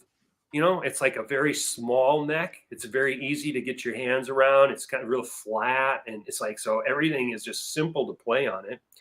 And then for whatever reason, like when you do, like, think of all the big stretching type patterns Ed would play on it. It's very simple to pull off. You know, like on some guitars, you try to play the Ice Cream Man lick or something, and it's like, oh, I'm doing the stretch, and I'm having to work for it today. Where it's like on this, it's just like nothing. Like, it, for some reason, it's so easy. But if you're playing campfire chords, right? You're just playing whatever chord you want to play, and you play it an octave up or wherever. It's there. It's just perfect everywhere on the whole thing. So that blew my mind. And I think this is why, I think because Ed had the experience of playing this, and maybe with whatever other guitars he was using along those lines, because I think he had a way of connecting his tuning to life, that his guitars maybe were always like that. But I kind of feel because he had this instrument, he knew how perfect an intonation setup could be, that he would then knew he could never settle for less with any other guitar that he had. And as I was talking with Johnny yesterday, when I used to work at the Guitar Center, I would go and take his guitar out of the front case, you know, the one on display, the striped one that they have that he gave them back when he did the handprints. I used to go play that thing in the back all the time. Oh my gosh. Neck That neck just plays so beautiful when you're playing chords and things. It's just the way it responds, the feel of the unfinished wood with the very mild gunstock oil or whatever it is. It's so comfortable. So I just feel like because this guitar was made so well, he had it from 1975 is when they arrived in the States, and they got it right away. You know, Chris Holmes bought his first and then told Ed, go get the other one, because those are the first two that came into Long Beach, and they ended up in Pasadena. That he had that experience with what this guitar could do, so he would always take his own the way he feels tuning, and then the idea that this is how good a guitar can be, combine them both. And now anything that he plays or makes or builds or dials in is going to be as good or better. Yeah, right? there's always, if you end up getting multiple guitars, there's always the one that's always like the measuring stick. Like, well, it doesn't feel as good as this one. You know, it's, yeah. Well, and think about this. He's on his third record.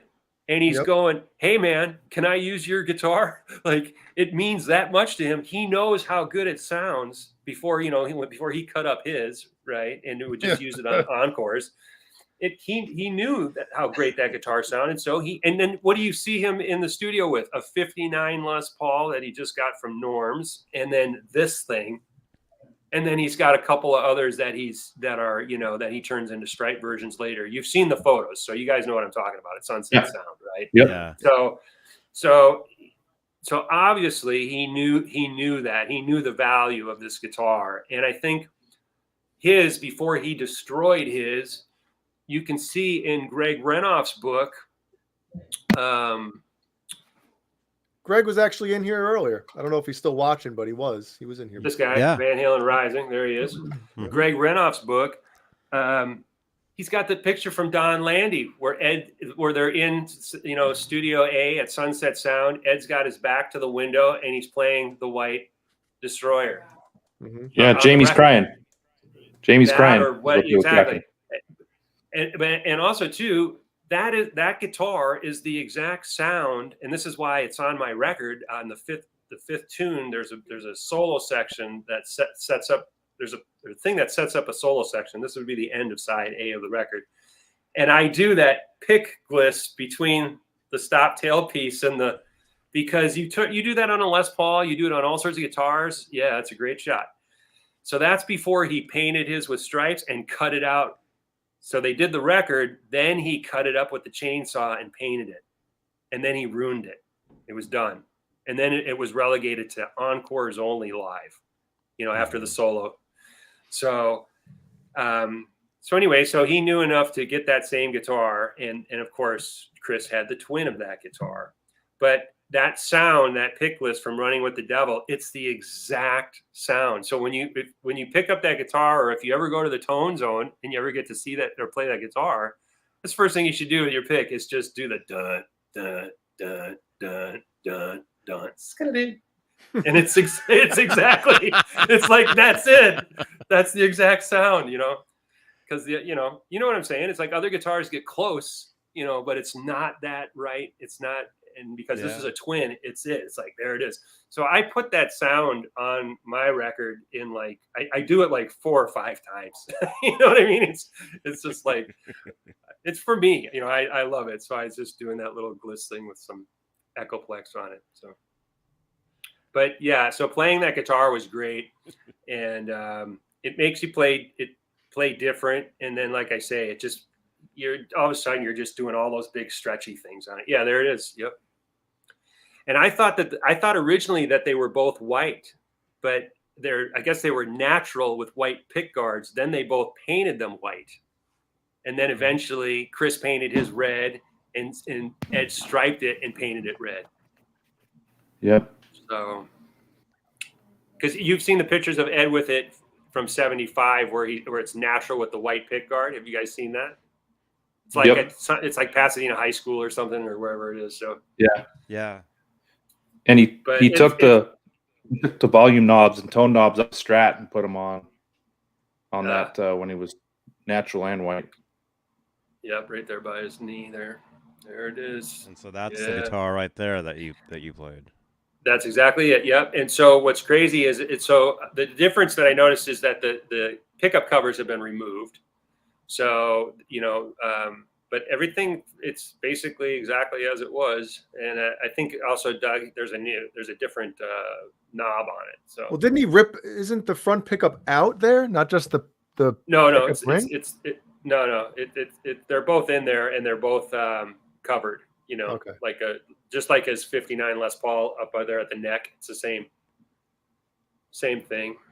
Chrome plates. The rumor I heard was when he returned it to Chris Holmes, the neck pickup was out and the bridge was on backwards. Wow. Wait, like it was kind any of that could be put back together totally true.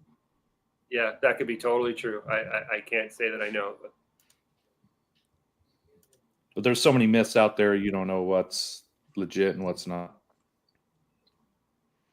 Totally. I just remember when I had his cabinet, and when Jeff Hausman did an article on me, and all these amp guys started reaching out to me, I told them that I had a cabinet, and they all wanted to know the specifics of each of the speakers inside the cabinet. So I literally opened up the back and took pictures of everything just to answer questions for these people that were, yeah, exactly. It's one of those. It's like that one right next to his leg right there. It's just it's a straight bottom basket with all the Tolex removed except the back. There's Tolex on the rear of the cabinet, and the original logo is on the back, and then there's swear words written into it. Yeah, it's crazy. And it sounded killer. When I played through that, same deal. Doug offered it to me. I never asked him for it, he offered it to me, and so I used it. And when I played through that, I never played through my old cabinets again. And then I went out and hunted down old Marshalls. And that's what I made my record with. So I got a 78 bottom with black backs, which is what's in that cabinet there. And then I got a 74 bottom with cream backs 74 with cream backs.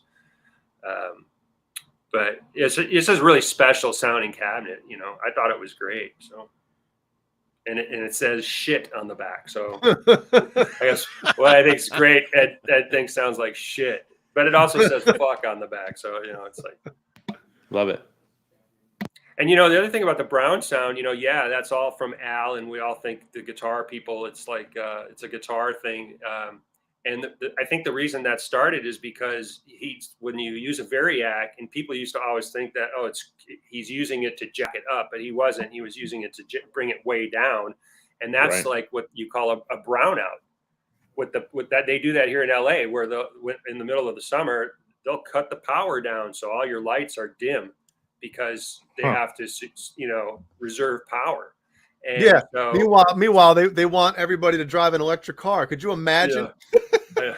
It's nuts. I know, it's ridiculous.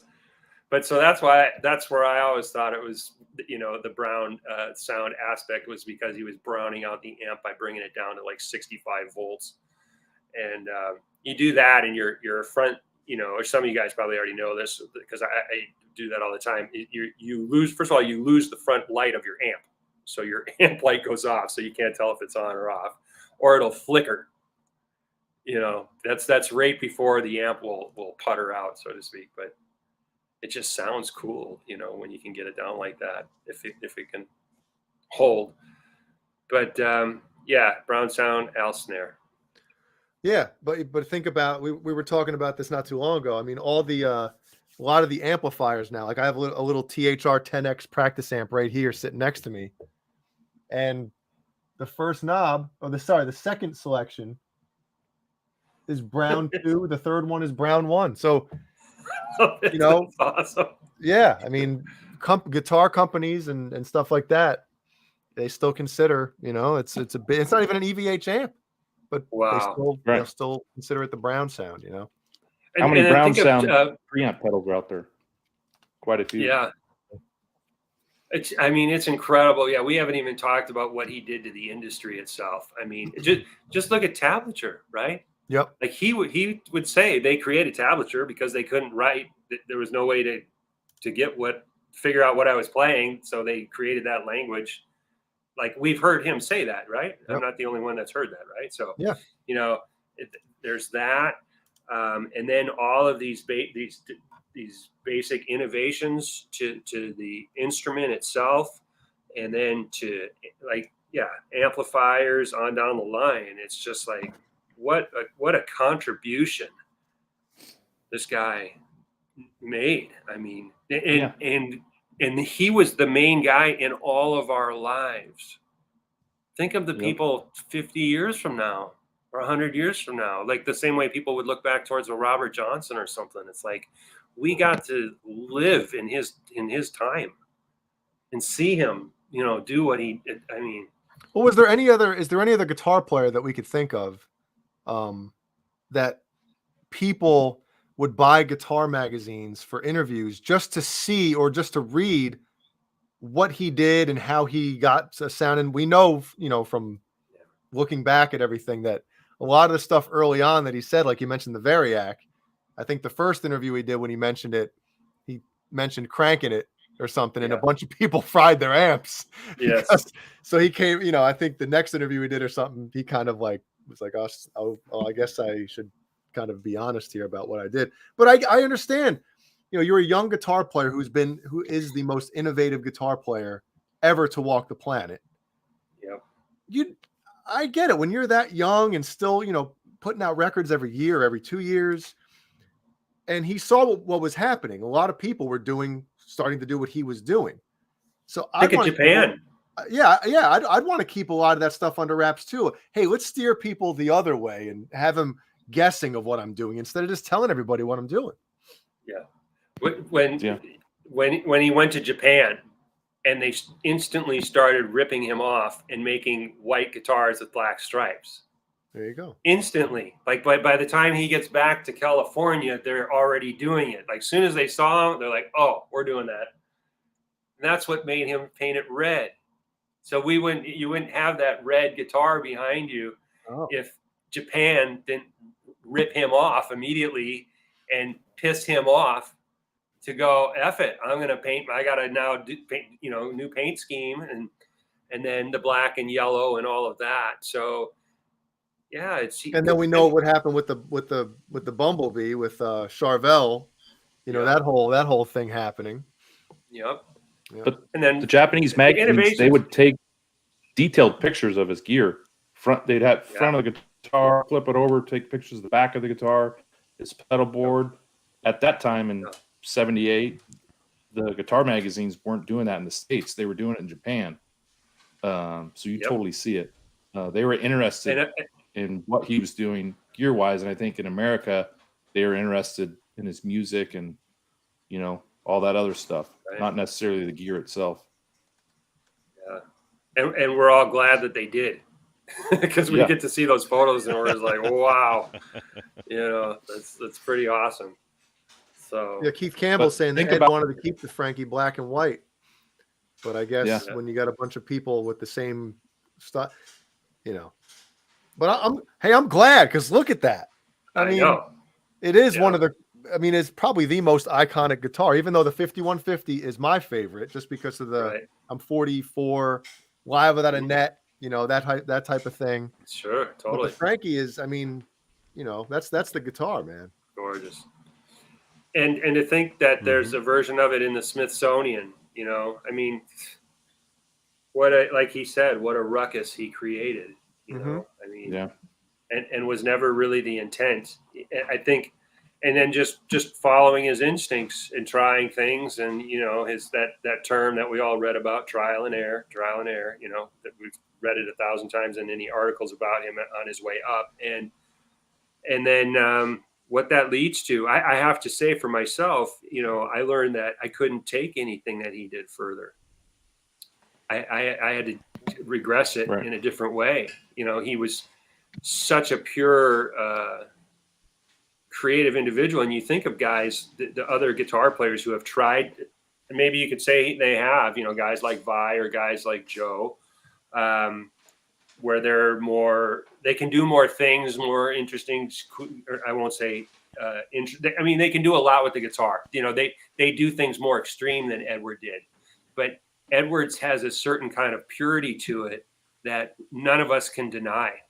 Mm-hmm. Like it pulls us beyond our control.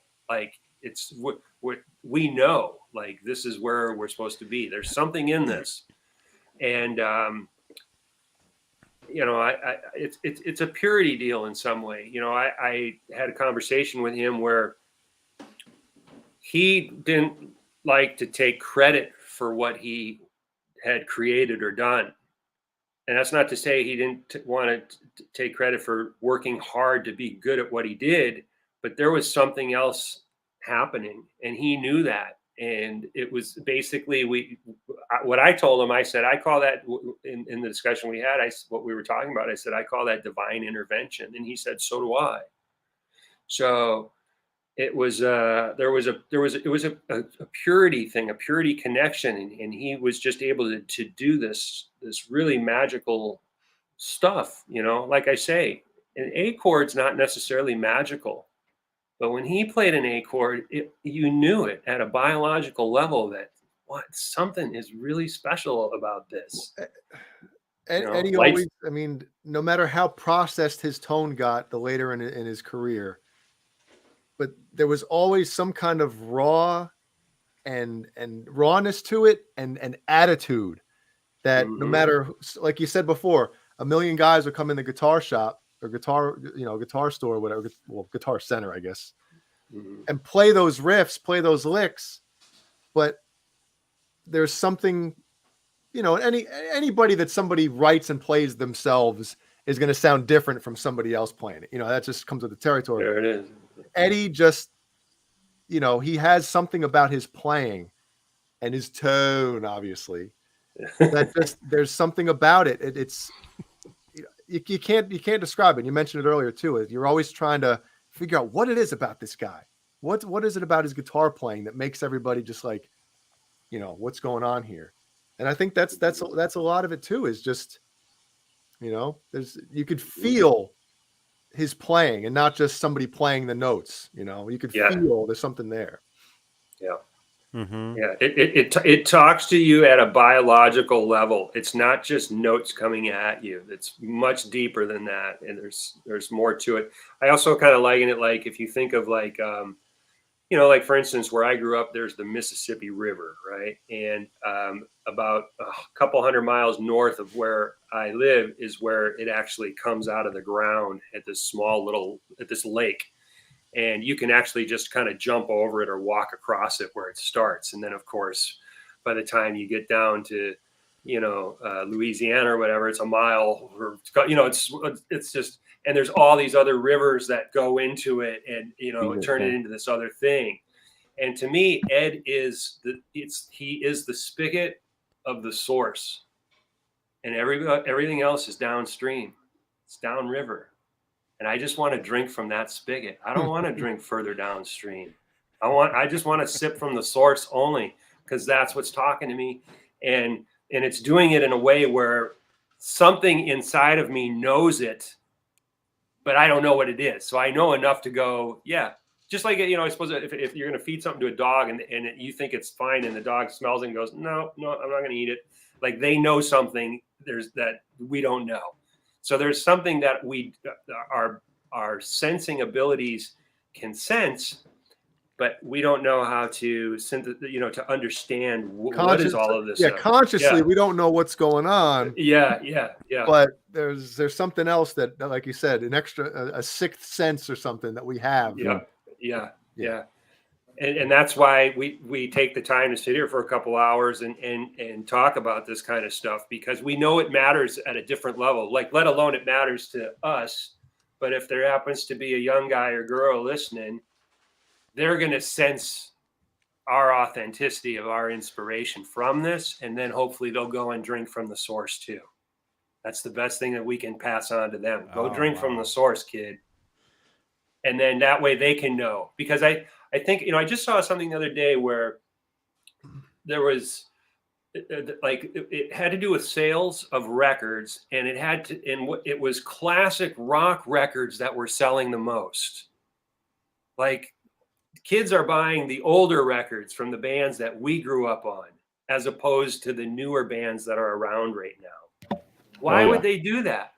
Because modern music sucks. But the point I'm trying to allude to is that they themselves sense what we knew. So they're not going to eat over there or drink from this here. They feel like, no, there's something, the water's purer over here. They know it too. So that's a great sign when kids are doing that, when they're going, hey, I want Led Zeppelin 1. Like, you know what I'm saying? It's like, because that's going to dig in. Well, dude, think of pop radio, right? You get these songs that huge hits 2 or 3 months, 4 months, 5 months down the road. No one's listening to them anymore because there's nothing about them. There's nothing deep. And like you said before, there's not that thing that you don't know what it is, but something about it just, it just makes it an all-time classic. Classic rock radio is obviously still massive. One of our buddies, Paul, who's on the channel, he works at a huge radio station in Arizona as like the biggest morning show or second biggest morning show, and it's classic rock, right? And it's these songs are just timeless songs. Like I said before, I'm mid 40s. The majority of the music that I listen to is still music that I grew up on. Right. And maybe it's just because I'm growing up on that, but even when you hear it, you can't hear these songs enough. Yeah. Like, you still listening to that? Yes. Yeah. Well, it's like, do you get sick of looking at some great painting from, a few hundred years ago or something? Like, oh, I saw that, I don't need to ever look at it again. Or a nice set of butt cheeks and some yoga pants. You can never get sick of looking at that, Timeless. Samantha Fox pictures, Jay. Right. That's why I love seeing those videos that are called reaction videos, and you see some person from some demographic that doesn't fit some sort of, we'll say social norm or something, and then you expose them to the stuff that we're talking about, and you can literally see exactly what you did when you first heard it, where if you were lucky enough to see a live band or something when you're a little kid, that's going to change your life. You're going to be, it's going to change you in some way. It's going to be profound. And then you get to see some kid from this generation who's hearing something from our generation or older, or, and then you see them get transformed, like right before your eyes. They'll be listening to something, and the same way it affected you, it affects them. So there is an inherent knowing, and that thing. And then also too, things cross over barriers where it's like, who likes Billie Jean? Right. I mean, come on, it's killer. It doesn't matter where you grew up, what you are, it's like, you love it. It's inclusive. It speaks to you. It's great. And great art does that. Yep. And I love seeing the kids getting to hear stuff and just be like, and it's like, see, they know what we knew, it still works. I was wondering for a while, because sometimes I'll watch some of those reaction videos too, for a while, I'm like, why are these things popular? And I think part of the reason is because we always say, man, I wish I could hear that song for the first time again. Right. And I think that's part of it. You're kind of seeing somebody react to a song that you love, that's one of your all-time favorite songs or whatever it is, and you get to see somebody listen to it and absorb it and analyze it for the first time, and you almost like vicariously, it's a cool thing. Sometimes some of them are kind of lame, but one of my favorite bands is Metallica, and there's this one dude, you think his name is like your boy Dave or something, and he reacts to Metallica 1. And there's a couple parts I actually record them like on my phone, and I'll watch them from time to time because they just make me happy. Him just whoa, There's certain parts you like. You're waiting for him to react to that part that you like. Say to this part? Yeah. No, I think there's hope in those things as well. It's when if people feel there's a disconnect between, the younger people don't know this or don't know that. No, you give them a something that's you know, kind of tried and true, time tested, you know, they'll get it. They'll get it. So, yeah. Well, I wonder, you know, obviously Eddie inspired how many generations so far to play guitar. Yeah. And Johnny, I think, you know, after, you know, Eddie passed away, I think I mentioned something like this. Like, I think this is kind of going to set another fire when a lot of people, a lot of younger kids are going to find out and, you know, see like Eddie Van Halen, who's that?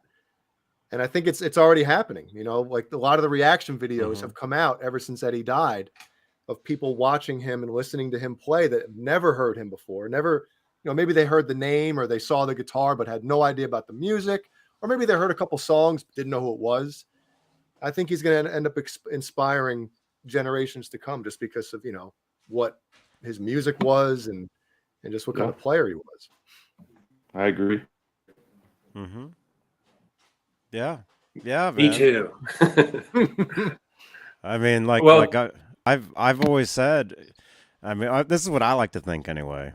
You know, in 100 years from now, 1,000 years from now, you know, they're going to look at the guitar, and it's going to be Eddie Van Halen. That's going to be the ambassador to the instrument. Yeah. Is Eddie, and as far as you know, you guys are talking about you know, everybody playing, you know, 1,000,000 miles an hour or whatever. Eddie can plug the guitar in, and it's cool. I'd rather hear him just plug the guitar in than hear Yngwie play anything. You know. No, I get what you're saying, and Craig, I you know, the fact that you do records and stuff, you know, there's. I say this a lot, and you know, I'm a huge metal fan, but I'm not the biggest blast beats or sweeps fan, right? Because I feel like it's you know, substance. Yeah, you can do all that stuff. That's great, but I like when musicians kind of like, you have this, I don't know how many bar solo, whatever, right?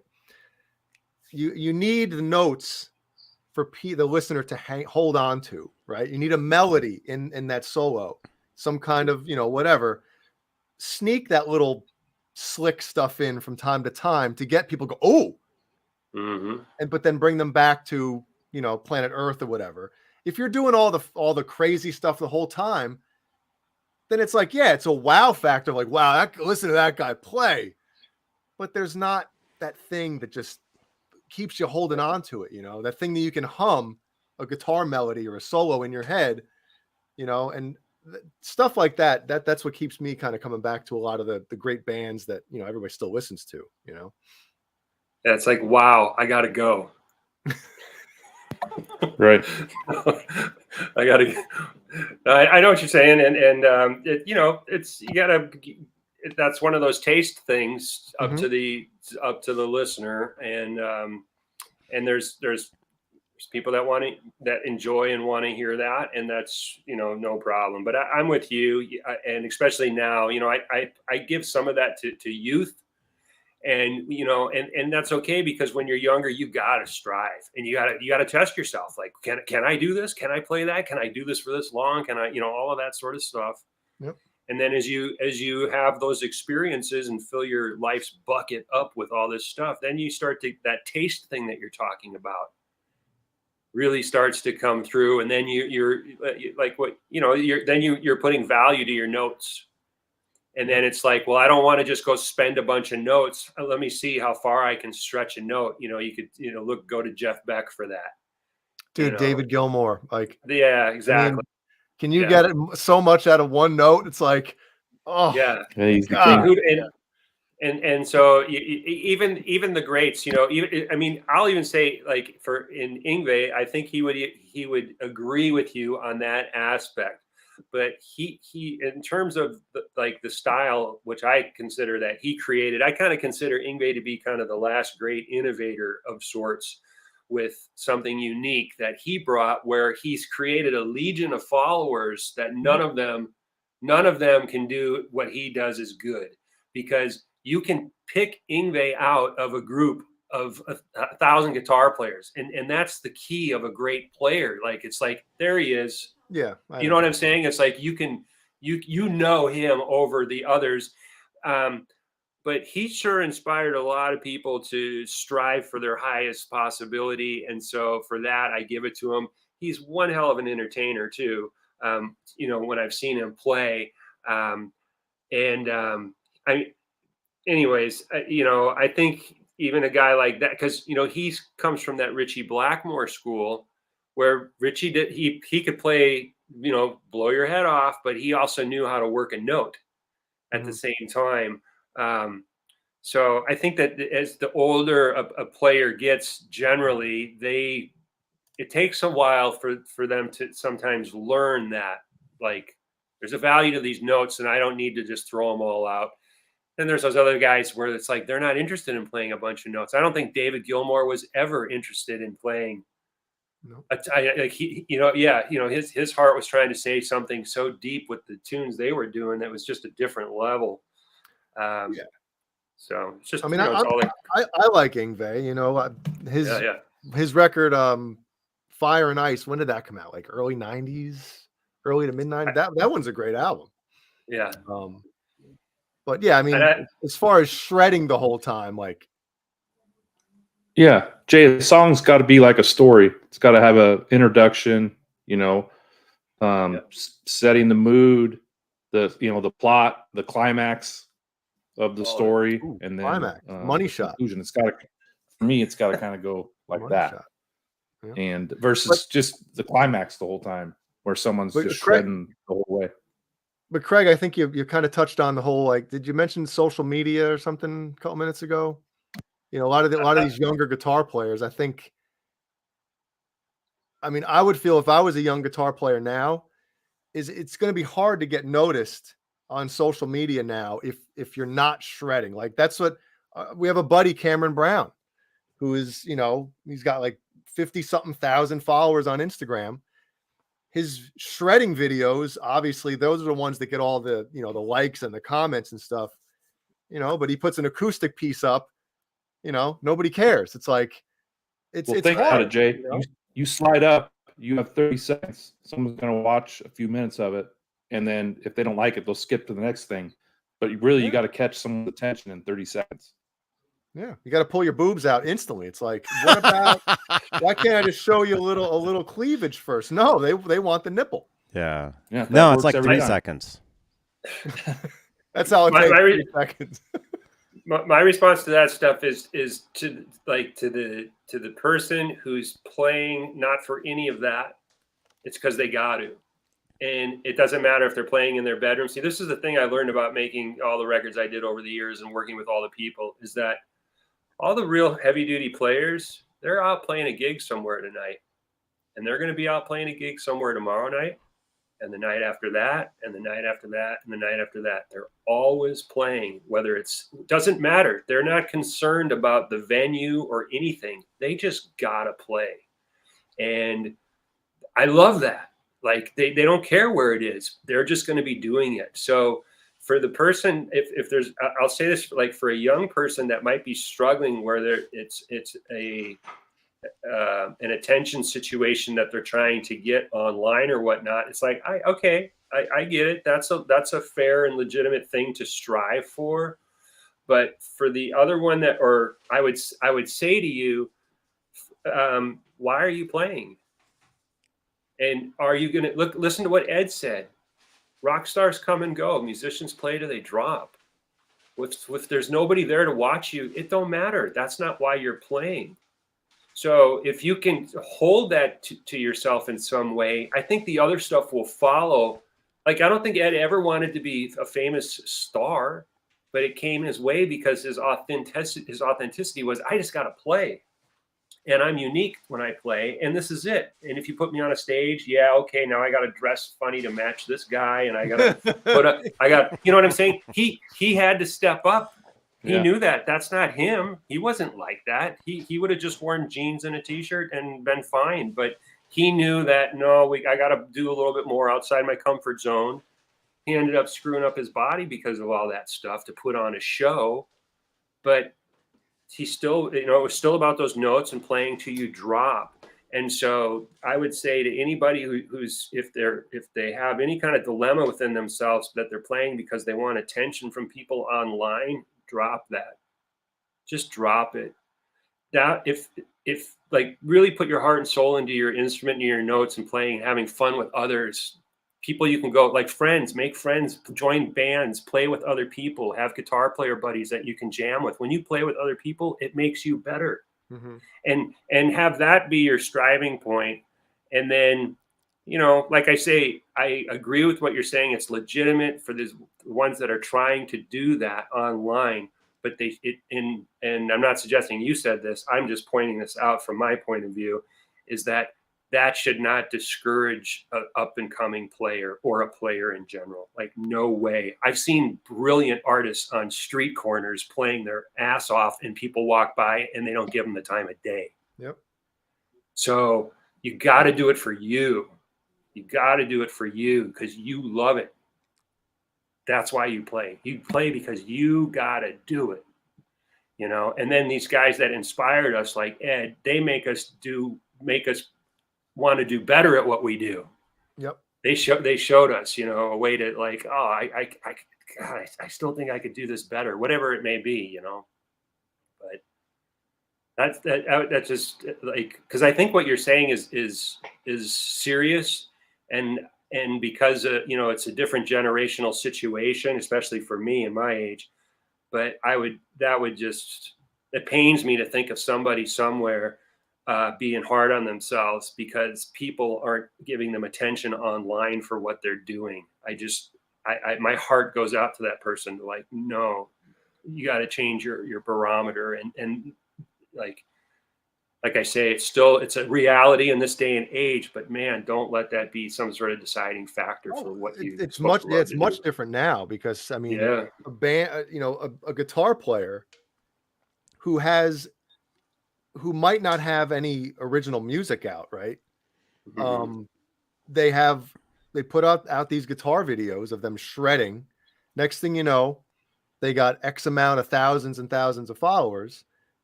Next thing you know, endorsements are rolling in, and it's just a different landscape from back when, any of us were touring or playing live and stuff. It's like, yeah, you guys are on tour, but we don't want to endorse you. You're not playing in front of enough people or stuff like that. It's like, you're actually doing it. I don't want to take anything away from anybody, because if I was younger nowadays, I'd probably be sitting in my room just making guitar videos and letting the stuff roll in, right?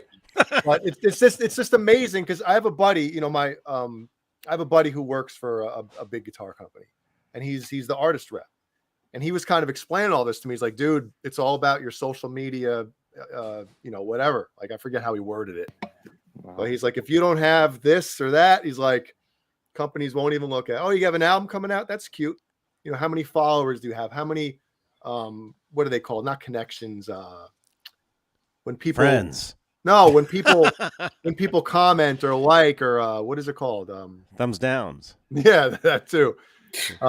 Whatever it is, like, he's like, that's what these music companies are looking at nowadays. And it's like, you used to have to get out there and tour your ass off if you wanted any of this stuff, sell X amount of records. So I'm glad you pointed that out, because I do openly admit, in many ways, I live in the past and the stadium of my mind, and so I don't really know fully what they're up against, and yeah, you're right. I mean, that's a different situation. I just hope that it doesn't hurt any of them in some sort of mental capacity, because just think of when all the years you spent as a kid sitting on the side of your bed playing your guitar when you got home from school. But I mean, that's really what it's about for me. But I think engagement. Thank you, Majestic PB&J Cat. But I think what I'm kind of, it was always, when you start playing an instrument, right? The posters on your wall. when you start playing those songs and learning the songs of the bands that you love, right? You're picturing yourself on that stage playing in front of all these people. And I almost feel like the fact that a lot of these younger players, I'm gonna have to word word this stuff carefully because I don't want to piss anybody off or take anything, like I said before, take anything away from anybody. But I almost feel like it might be the end goal for a lot of these players because they're already getting the endorsements, they're getting free stuff sent to them, and maybe they don't have that not I want to say dream, but that vision of them getting on stage one day and playing in front of people and going on tour and having all those experiences, going into a recording studio and recording a record and all this stuff. It's almost like that's, the ends, the meats. What is the saying? The end game, or the meat and the something is already in the, whatever the hell it is. I don't even know where I'm going with this, but you know what I'm saying? Like I do. Yeah. I think you make a great point is that it basically things are different and they're seeing that and they're getting great success by not even leaving the home or whatever. Yeah. And they're reaching a global audience and they're getting income from that, attention, all sorts of things. So it totally makes sense. So I think you're absolutely right. If anything, it's I need an expansion on my understanding with what the way the weather is outside, so to speak, with how things are working currently, because I'm off in a cave, making records all the time or working, doing live sessions or whatever it is, and then working on my stuff. And then going back to what you just said, my whole life of you aspired to something. The photos were on the wall. We all had the same posters and things on the wall, the pictures. That's what we used. They're using different things now. That's a reality. So if anything, I think the discussion more so for the listener is really for me to expand out, to really get a better understanding of how it's actually going down these days. Mm-hmm. I was last NAMM show I went to last year with Dweezil. We've been going to NAMM together for 30 odd years. And he wanted to introduce me to this guitar player guy. As soon as we showed up, he's like, "Oh, this kid's playing this booth. We got to go see him." I met him online or whatever, and it's that guy Martin. Do you know him? That he's like from Europe and he taps a lot. He's got like hundreds of millions of views on his videos. You guys know this guy I'm talking about? He's like from Eastern Europe. I'm sure we've seen everything he does is double-handed, slapping on an acoustic and tapping, and so he's kind of doing Stanley Jordan stuff, but he's doing like full, really impressive type stuff. And so, I met the kid right away. He was like 16 or 17, backstage at a booth, and then he played in the booth, and he played right in front of us. I mean, it was just like amazing, but then I see, it's like he's probably got 1 billion views. I have clients that have like 1 billion views on their videos. It's like, wow. So if you don't have that and you don't know what kind of attention comes along with that or who's contacting you or whatever, I can see why that makes sense. So I'm not savvy on how that's happening with the kids. And so I think what you say is very important and legitimate, and it's not so much for them to understand what I'm saying, it's more for me to understand what you're saying. Yeah, man. So thanks. Our times have changed. They have, but the heart of it should, the heart aspect of why you do it, that should be timeless.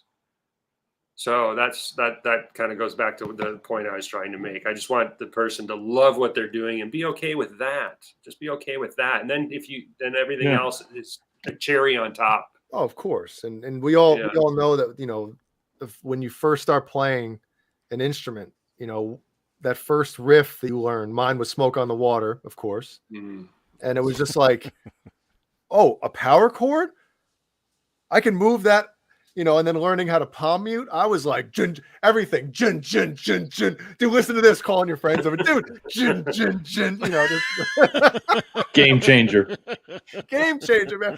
Once the palm muting came in, I was like, oh my God, this is the coolest thing ever. on my record, I thank the guy, my cousin, who showed me my first bar chord. So it's like, I get it. You learn one of those things and you're just like, you're off. Dude, remember that? Remember the first bar chord and you're like, oh my God. Oh, my finger. Oh. Okay, I'll play bass. Okay. Bar chord. Yeah. Wait a minute. I have to going back to the tambourine. I have to fret all 6 strings at once. Get on it. Yeah. All right. So where can everybody go to check out your new record, to you know? Well, thanks. So CraigParkerAdams.com is where my music is at. And then also, so I have my new record, which is Vistali Buell. And then there's a page on there for Vistali Buell explaining that whole journey as it pertains to Ed. And then there's also a page on there for my Van Halen-esque demos that I did that got me the attention of the news desk and all of that back around 2008. Those are also on that same site. And then if anybody's interested in my business type stuff that I do, all the records that I've done, producing, engineering, and all of that, that's you can also get to that from the site. And that's, I mean, if you just go to CraigParkerAdams.com, that'll take you to what's called Winslow Court Audio. That's the name of my business, Winslow Court Studio. And all the records I've made over the years and everything. And there's tutorial videos and little explanations of things. And I mean, it's a vast website. There's a lot going on with it. So that's where I'm at. Cool. Awesome, man. Yeah. Very cool. Yeah, dude, I like your website. A lot of cool stuff there. Thanks. I appreciate that. Sherman Callahan.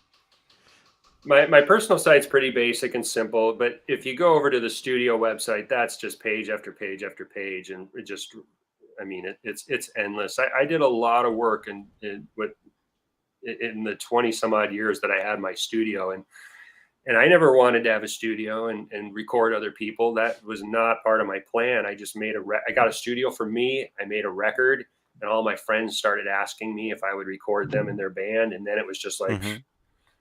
I guess I'm going to do this. And I left my job. I was a guitar tech for a company. And then I left and then just started for 22 years straight, just record after record after record, session after session. I mean, amazing. Yeah. And in the heart of Hollywood, no less. So it was just the clientele was anything and everything. Yeah. So cool. Yeah. Yeah, man. So my next record won't be anything like this one. This was the gum on my shoe kind of from the childhood where I needed to take responsibility and complete it. So I'm like a bucket that's overflowing with, and so I do all sorts of different styles of music and things. So, and play all sorts of different. So safe to say your next record won't take as long as the previous. No, it'll go quick because, one of the things I had to do, I would cut records, write songs, cut records in a day. They would need to get done. So it's like, I have no problem doing that. I can work extremely quick and just spit it out. But the reason this record took so long is because it was for the reasons before, is like, I needed to kind of synthesize, well, what was it that I learned? And then also it was important to me that every single note mattered to me. And every note on this record it takes me back in time to I can see something visually happening in my life. So it was cathartic. And so it took time to be able for the note to appear. If you could think of trying to turn a lump of coal into a diamond, it doesn't just, so sometimes you can just create something, spit it out, and it's like, hey, there it is. Right. But this record was not that. So I look forward to doing just that, where it's just like, oh, let's just write a tune, go ahead, do it, right, record it, blah, blah, blah.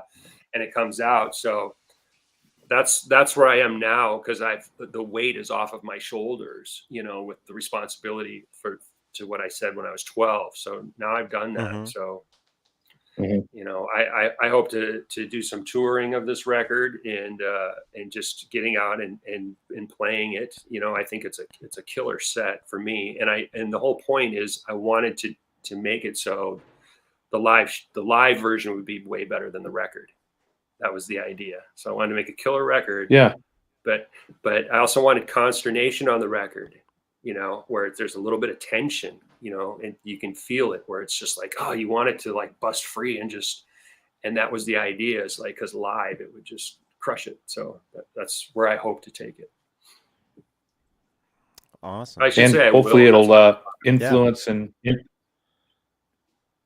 impact someone like you were impacted by seeing music when you were that, you know, young.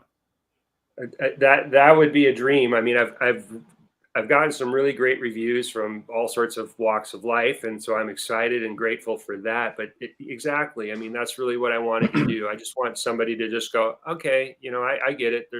And just respond to the purity aspect of it. You know, I describe it as like a single malt, like a 40-year Scotch kind of a thing. It's a purity deal, and the purity is in each and every note, and it's talking to the listener at a DNA level, which is why I tell people for the first listen, I say you only get to hear it for the first time once. So listen in headphones and just absorb it, because I'm talking to you at a DNA level, whether you know it or not. You're hopefully your body will understand that. That's what I tried to do. So at the face level, you're not going to be bedazzled and like, oh, amazing licks and done it. It's just not that. But that doesn't mean that it doesn't have weight or merit. You know what I'm saying? So, but right, yeah, that was the aim. You don't mix single malt with Coca-Cola. No. No, you don't. So cool. Yeah. Awesome, man. Well, hey, Craig, it looks like everybody had a great time, and they'd like to see you come back soon. So it'd be my honor, and I appreciate. Yeah, for sure. I'm so glad to thank Greg Renoff for connecting us. Thank you, Johnny, for reaching out, and for Kurt and Jay. And I appreciate I appreciate the conversation, and I appreciate the respect and love for Edward. You know, at the end, it all goes back to him and what he did for us and what he's doing for us now. And I love that. He's wherever he is, and we're here still trying to live up to what, you know, to live up to what he left us in some way. What for each of us, it all means something different, but I just don't think we could have had a better example in our lifetime from an artist. We wouldn't be sitting here shooting the shit. It wasn't for one Eddie Van Halen. That's exactly right. I wouldn't know Jay. I wouldn't know Johnny. And think of how much better your life would be if you didn't know me or Johnny. It would be pure for sure. Yeah. Well, we're lucky for sure. But yeah, it'd be my honor to talk anytime, and I appreciate and hopefully we'll get to meet at one of these NAMM shows or some other place on down the line. But yeah, man, I enjoyed the conversation very much. it was awesome, man. Yep. And yeah, We'll I'll be down following there. you. I'll be down there the get your first album. week of June. Thank you, So- Kurt. Great. Yeah. So Yeah. if it's not there, you can still we can coordinate or whatever. So if you're ever in the area, Okay. that would be cool. And also too, I was going to come back up to Carmel. So when I do, you're not that far away. So if I'm up in the Santa Cruz area, Just half an hour. It's nothing. yeah, it's Yeah. close. So that's cool. we got options. Yes. Jay, where are you? I'm in Little River, South Carolina. Nice. So I don't think I'm anywhere near you guys. Yeah. Is the Little River Band from where? By you're design. Are they? I was told they were, but I don't know if that's true or not. From? I honestly don't know. Interesting. Yeah. Yep. Cool. Well, I hope that the viewers, somebody got something out of it or enjoyed it at least, you know. So I had a good time. Yeah, and we obviously hope that a bunch of people, you know, watching, and obviously this thing is going to be up on YouTube forever.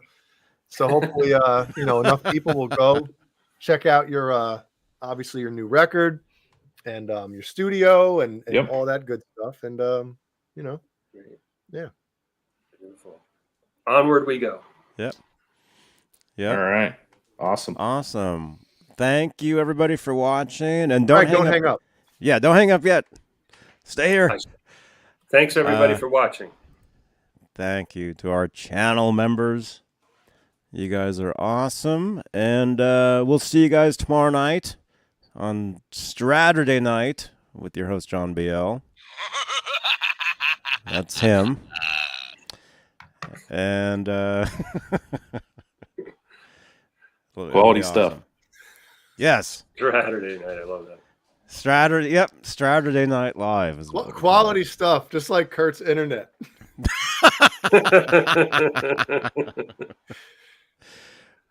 All right. Rock on, everybody. We'll see you guys tomorrow night. Johnny Beane TV. Bye-bye.